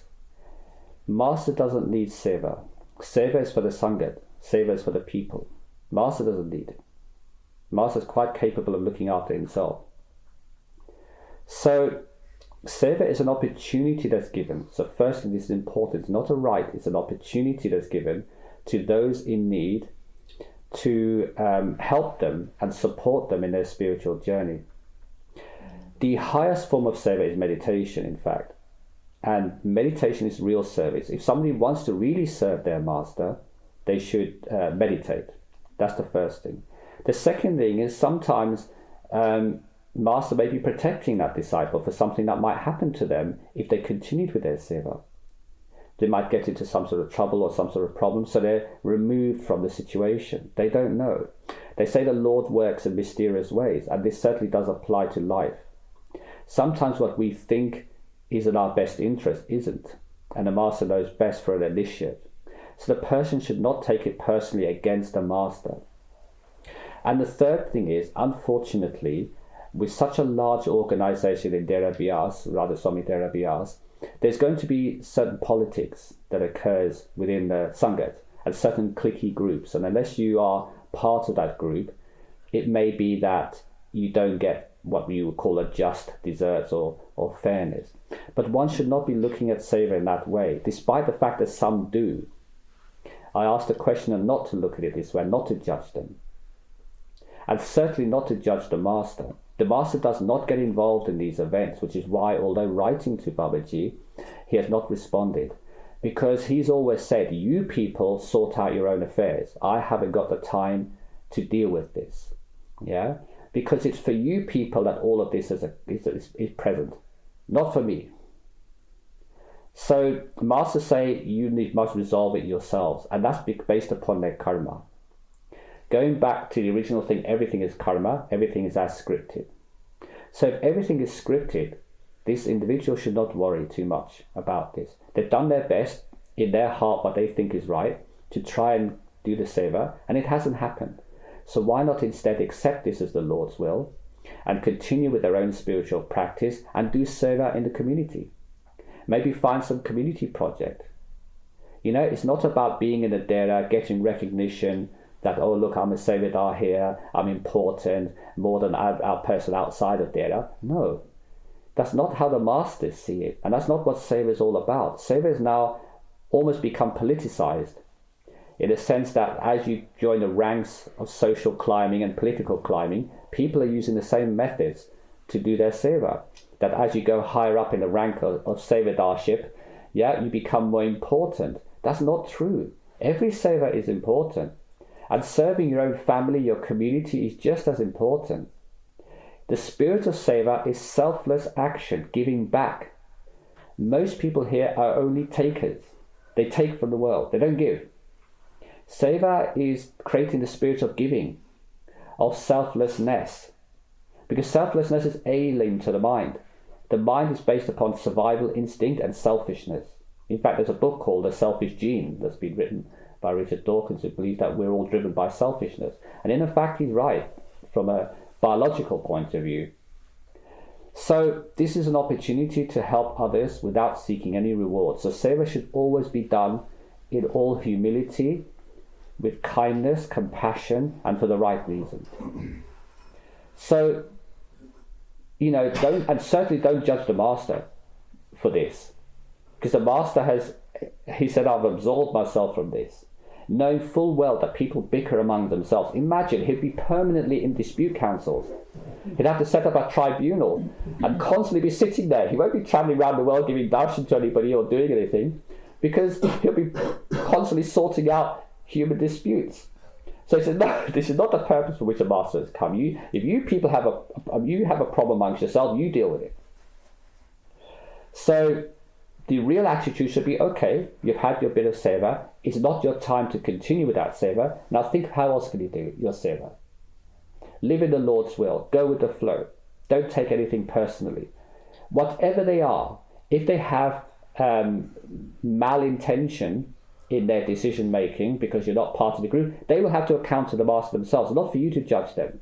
Don't judge them because you'll be hanged alongside them. Let master take care of everything. Master's got everything in hand. You do your very best. It could even be a test for you. How much is your devotion to the path and to loyalty? If so easily it is shattered, one little seva event shatters you for 50 years of experience, then what kind of a devotee would you consider yourself to be? So these are all tests. They're all example of life. And if we live in the true Lord's will, what matters is getting out of here. Not doing anything here, getting out of here. And the means to get out of here is meditating on the Lord. That is where you should be putting your attention to. So if you don't currently, you're not able to do any physical seva, so be it. It's the Lord's will. Thank you. The next question regarding seva. I have been doing seva for many years. Does it mean that I need it and that my life would have had negative consequences if I had not participated in seva? By the mere asking that question, the answer is true, yes. Seva is given to those in need. If a person doesn't need to serve the master, why would he bother with them? He would let them carry on. They're happy. They're doing well already. They're in their spiritual journey. They don't need that comfort. They don't need that reassurance. They don't need that kind of support that the seva network gives. So unless master compels them to, says, puts them in a position where they have to serve, then they'll serve because of their own inclination. But mostly service is to keep people in track, is to keep them on the path, to keep them in line. But the highest form of service is to yourself, and that is meditation. So if you're doing physical service, but you're not meditating, you're not doing something for yourself, then how far can you get?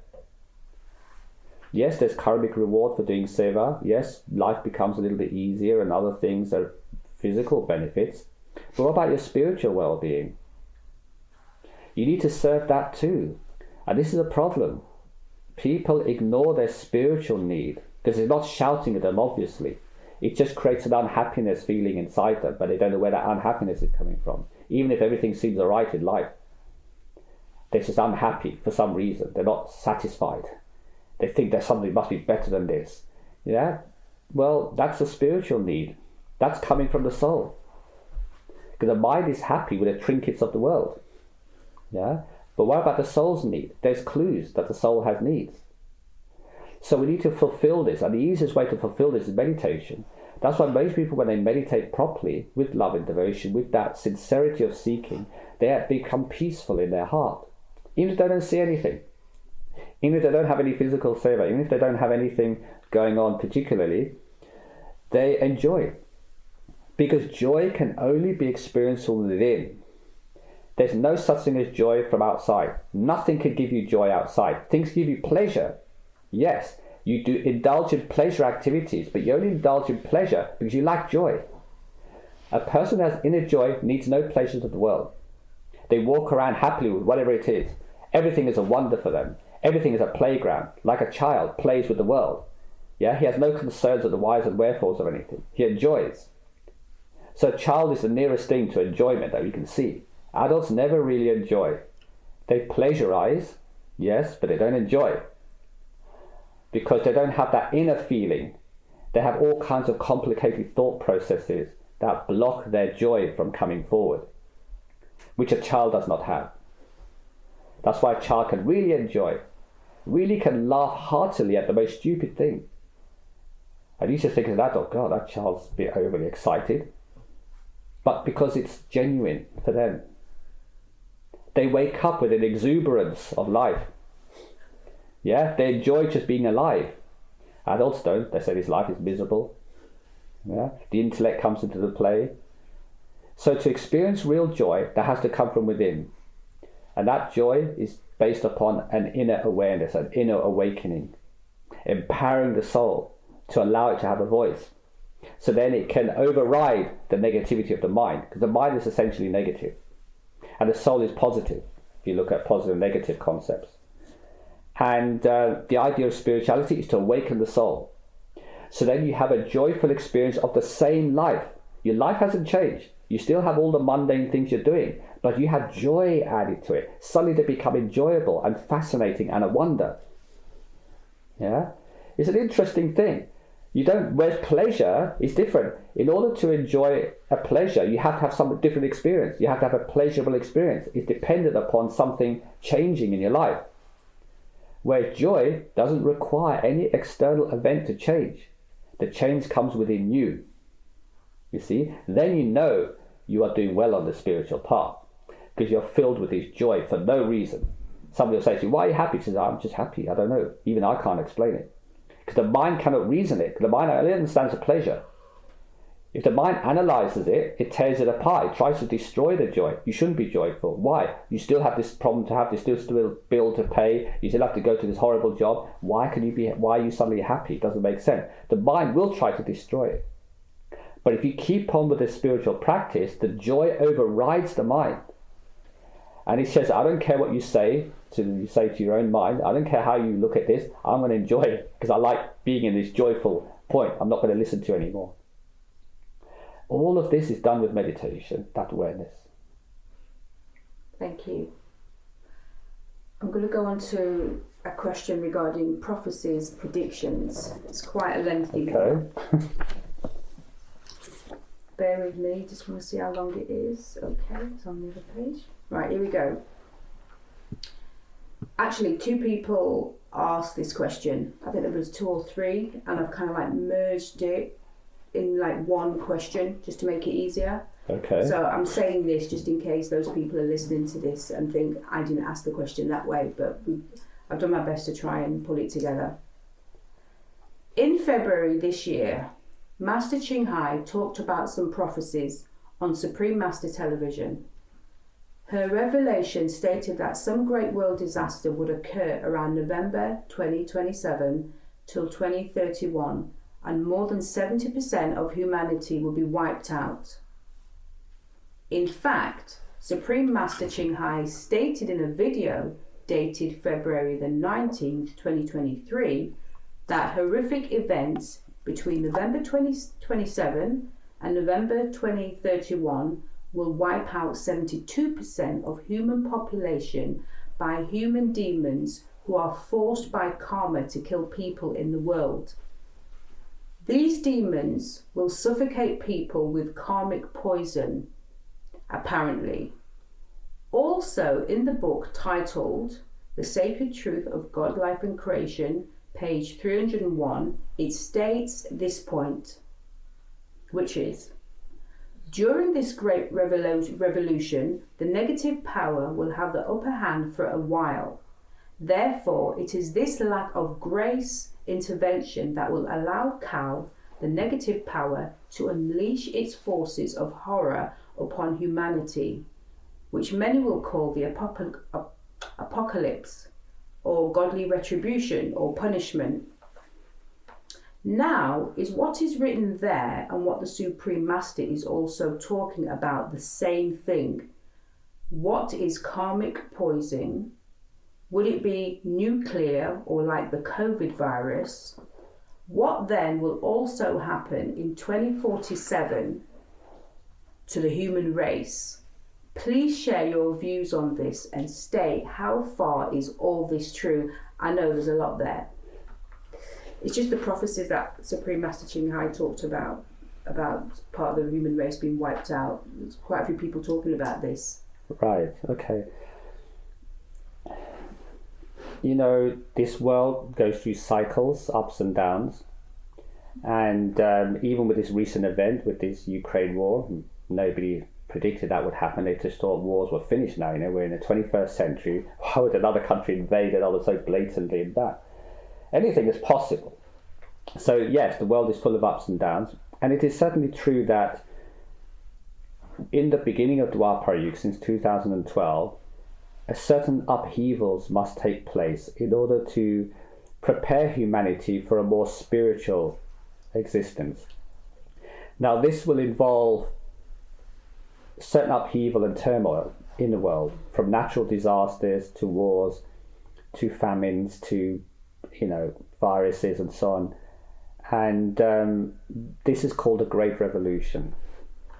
And yes, it's well documented. It's not the first time such things have happened. It's happened before.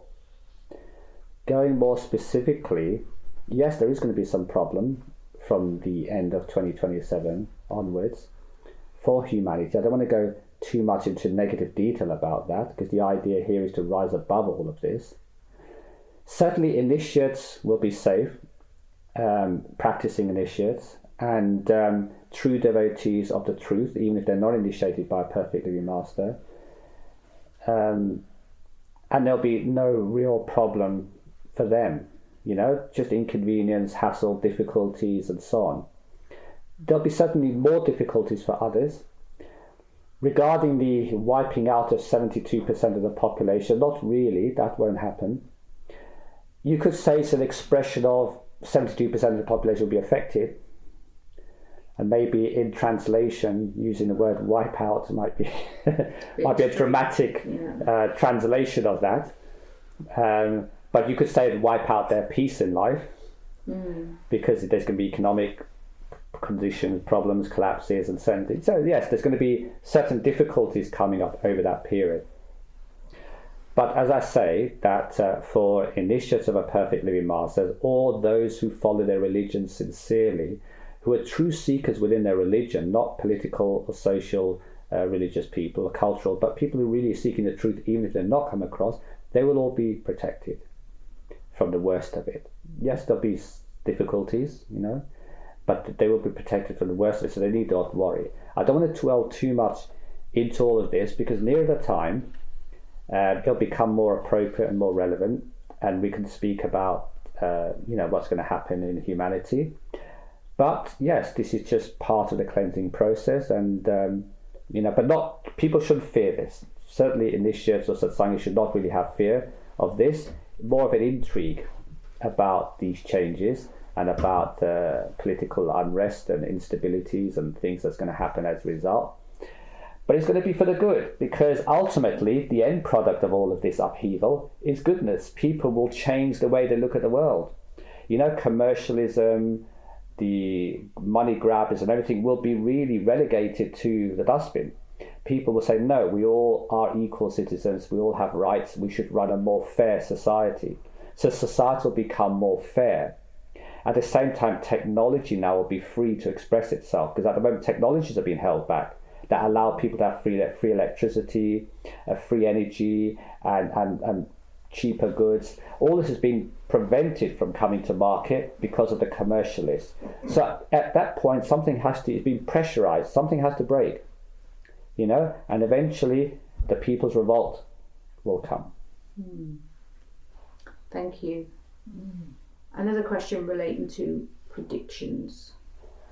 An animated TV serial called Simpsons has a history of predicting some future events. How are the makers of the show able to do this?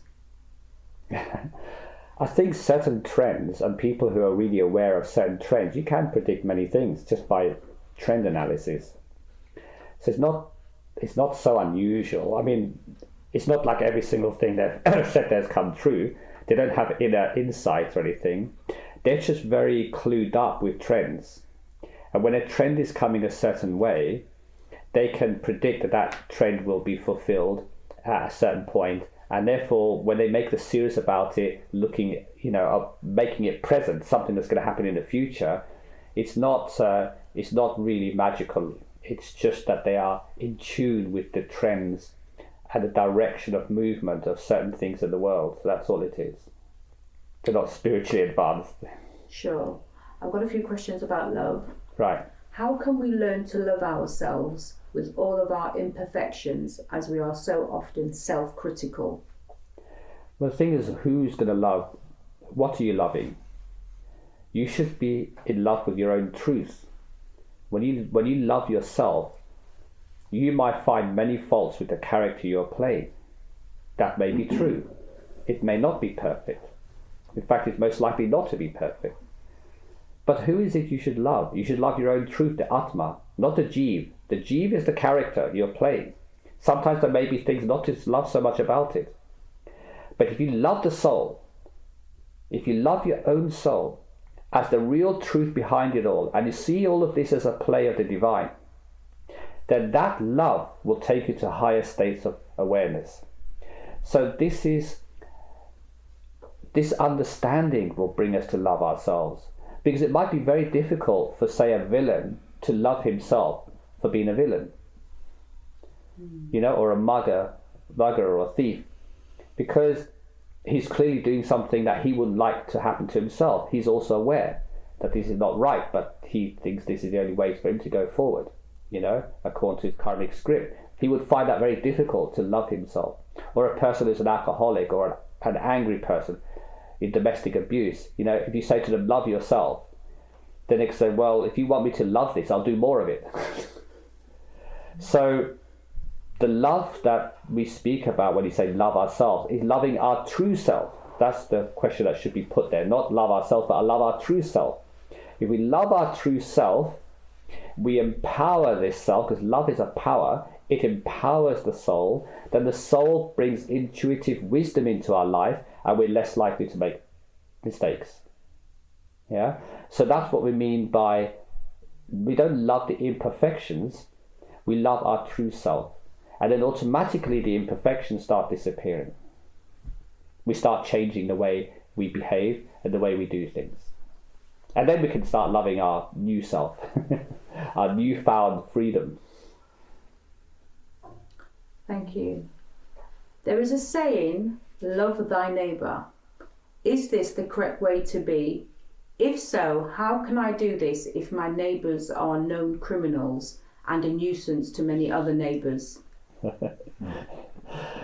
This saying of Jesus, love thy neighbour as thyself, what did he mean by this? He didn't mean it in a literal sense, love the character. He meant love who they are, their souls undergoing a human experience. When we talk about love thy neighbour, we're saying that we are soul, we are imperfect in our manifestation, but we are soul, which is perfect. They too are of the same ilk. If we love ourselves, or if we should love ourselves, then why should we not love the neighbour too? Because the neighbour is of the same situation as us. When we talk about love thy neighbour, the word love is a problem because there's no actual translation of love. It's not a correct terminology. But let's say respect the neighbour as yourself, as you would respect yourself, or do unto your neighbour as you would do unto yourself. And we're talking about here, this is a soul process. Jesus was talking about soul to soul. He wasn't talking about character to character. Because if your neighbour is causing all kinds of villainy, you can't love that as such. But you don't judge it either, because you also understand that there's another part to that, which is, judge and you shall be judged too. Don't judge others, forgive everybody. So Jesus gave a whole talk about forgiveness, non-judgment, love thy neighbour, all of this. There's lots of parts missing to this in this question. So don't judge them, because they're only doing what they think is best for them. They don't know any different. Similarly, the character who they're playing in this life has to be the antagonist. So they're the antagonist in this life. Somebody has to play the villain so that the hero can shine. You only look good next to the neighbour because they're a villain. Otherwise, to somebody who's meditator, who's in touch with the Lord, connected with such kind, you would look like nothing to them, like an ant to an elephant. Yeah, it's all relative. We should not engage our ego. The idea of a spiritual practice is to be ego-less, which means that when we look at others, we don't judge. So when you say love thy neighbour, it really means not judging, not condemning, but also respect the fact that they're a soul undergoing a human experience. Maybe pity them, maybe compassionate for them, be kind to them instead. Show them that there is another way, because sometimes it's a lack of love in their life that makes them a villain. If everybody received the correct amount of love, nobody will be a villain in this life. It's lack of love in human society. Most people do things because they're seeking love. If they don't have that love, they'll go to all kinds of things, whether it's searching for the fortune, whether it's becoming a villain. It's a lack of love, which is our fulfillment need. Ultimately boils down to that. There's not enough love in their life. Maybe they had a poor upbringing, broken family, all kinds of things. So now they're in survival mode, savage survival mode, like the animals we see in the game park. Yeah, we look at them and we wonder at their savagery, the way the lion attacks and kills the thing. We don't say, oh my goodness, that's so terrible. Because we understand that they're a lion, they're in a savage mentality. When a villain is in a villain mode, he's living that law of the jungle. He's living the savage mentality. Because there's not that higher awareness, there's not that love. Love itself begets wisdom. Yeah, we're talking about spiritual love here. If he's not shown even physical love, it's a lower form of spiritual love. If he's not shown even that, then there's been many cases where a good woman has come in, and this is where the old story says that a woman thinks she can change a man, and sometimes it's happened where she meets a villain who's going off in this way and that way, and she changes him through the power of her love. And he gives up his villainy to serve her, to run after her. And therefore, because he's found something better than his villainy, he runs after the woman. Similarly, there's been cases where a woman has spurred the man on to be evil because she's even more evil. So there's many cases in history of this. That's what I said, behind every good man there's a woman of some description. So it's all based on love. Everybody has had that feeling of love, and when they're in love, they don't seem bothered about anything else. They don't care anymore. When somebody says, oh, worry about this, oh, I don't care, I'm all right, it will work out. They make excuses for other things going wrong. So love is such a power that it allows this. So when there's enough love in somebody's life, they don't turn to villainy. So love the person's potential, who they really are. Respect them. Remove the word love, because it has an emotional connotation, and respect, and realize that person is a soul undergoing a human experience with a script, and therefore everything is in the Lord's hand. That would be a better way of looking at it. Last question regarding love. If love and devotion to the Lord or Holy Master is the key to liberation, then how do we actually acquire this? How do we acquire the love and devotion? You see, you can't acquire it. It's something that is gifted by the Master through practice. Your job is to put yourself in a position where that you can be receptive to that love and devotion. And the Masters have given us a recipe. They say, do no harm to yourself and do no harm to others voluntarily or knowingly. And at the same time, meditate on the higher truth. Practice seeking the higher truth, thinking about it, meditating on it, dwelling upon it, reading about it. All these things will eventually lead you to the one who holds that truth. When you come across one who holds that truth and you recognize that fully, naturally you become devoted to that individual. And you also become then grateful to them for the services they render as your devotion is there. They meet you, they give you a little bit here, they've saved you, they've initiated you. Then the love bond grows. This is a natural process that occurs. It's not something you can learn, you know. So although it's written in the books again, you know, practice with love and devotion, it's very difficult to do that unless you're in the right position with the right mindset and the grace is there. So it's the master that gives you the love in which you return back to the master. So then, even with that love and devotion, is selfless because it's not coming from you. It's a gift given to you, to the master, from the master to you, and then you simply return it, the gift, and call it your own. The master lets you have the credit that you're the one doing this. It's not true. So the answer is the master has to gift it to you, and this is the process in which it's gifted, by drawing you closer to the master, by you doing more seva, more activities, more contemplation, more meditation. You're being drawn closer to the master, and that's because he's giving the gift of love to you. He said your time has come in your timeline of events, right, to come closer to the master. So he starts pulling you by this means, you know, and then the love and devotion grows in a true sense, not intellectually. Thank you. I've got a couple of questions regarding surrender. Can you talk about surrender? What does it mean? Is it the same as living in God's will? Surrender is a higher form of living in God's will. Surrender occurs when you become totally dependent on the Lord or the Master in every way. You really are utterly dependent in a sense. You're given a complete trust and faith. It is the completion of living in the Lord's will.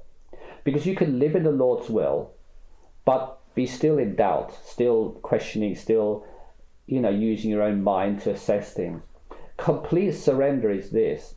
If the master gives you an apple and says this is an orange, you say, yes, this is a beautiful orange. You doubt your own eyes.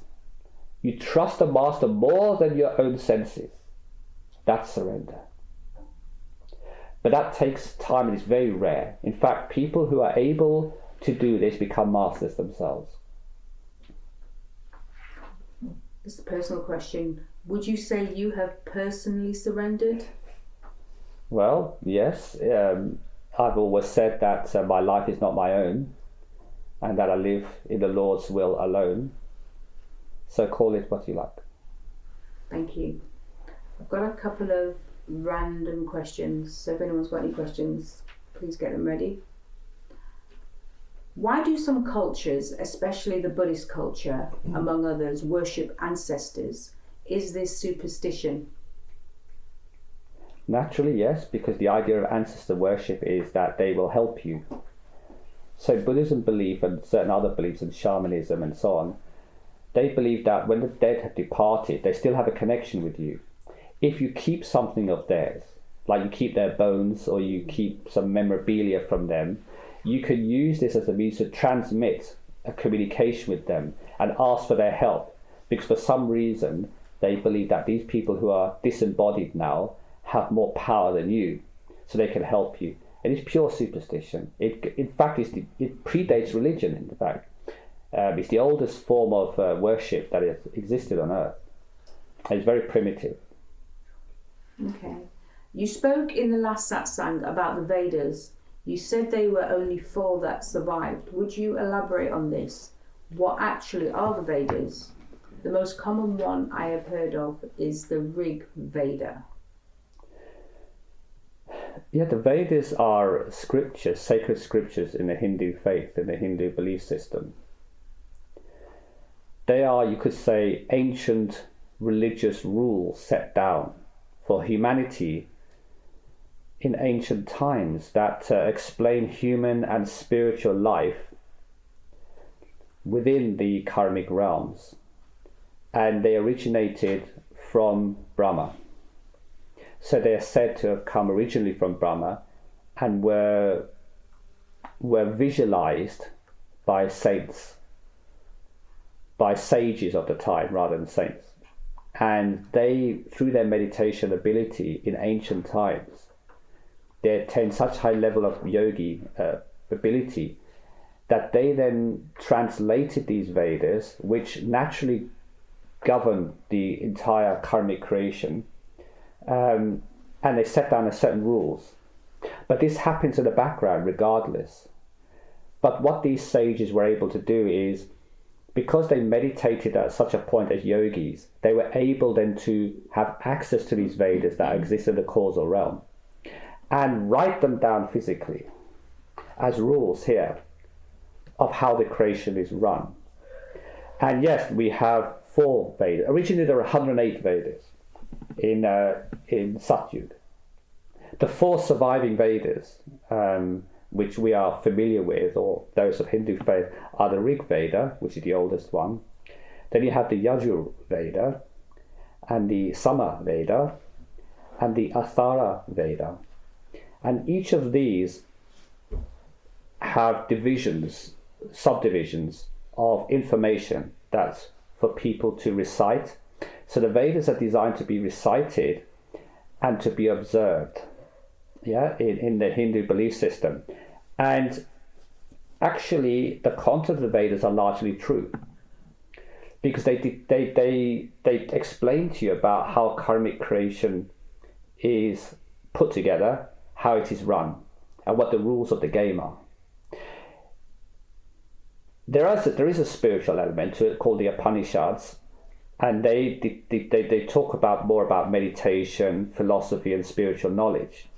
But a lot of the Vedas are all about rules and regulations relating to ceremony, ritual, even sacrifices and other things, depending on the culture, what they adopt from the Vedas. But they determine that all these things are possible within the karmic realms, which covers everything that we do in spiritual practice, but on a very base level, to do with karma, the rules and regulations of karma.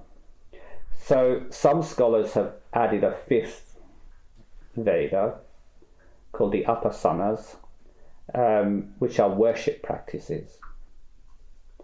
But they're in fact 108. And they don't know. Well, they do know that they were originally 108, but they've been lost in time, and nobody knows where they are, because the Vedas are as old as humanity. Actually, the mere fact that about in the 2nd millennium, the sages were able to first write this down, because before it was written, it was committed to memory. Imagine, it was to be recited for thousands of years before that. And then eventually the sages wrote it down. And we have a written text, which now people class as the Vedas and follow the Vedas. So, that's what they're really all about. And the Vedas, in fact, the Vedas are considered to be sruti, meaning what is heard. And because it is about what is heard, that's the clue. Originally, it was through what they heard being recited, and then they recorded it down. So they're very interesting read. They make an interesting read. They're very convoluted and very complex, because they go into great detail about even a simple thing like a ritual. Why this ritual is important, which Hinduism is full of rituals taken from the Vedas. But most people don't know why they're doing them. But there's some original purpose to the karmic realm. And in times of Satyug, when people are very highly religious aware, these rituals and ceremonies carried a great deal of weight in society. In fact, society was driven by these, not by commercialism, not by money, not by anything else, but it's all about who could perform this ritual and ceremony to the nth degree better.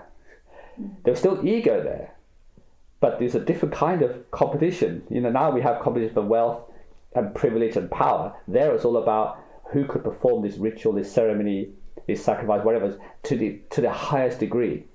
They were the ones higher in society, the higher classes, and then you had the lower ones who were just struggling to do it. you know. So, yeah.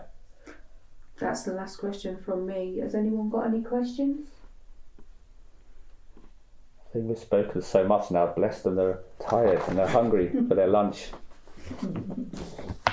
Okay, thank you everyone, and we'll have lunch now. So dehi paje har ki sev Bhajo Gobind Pul mat ja मानस जन्म का यही लाभ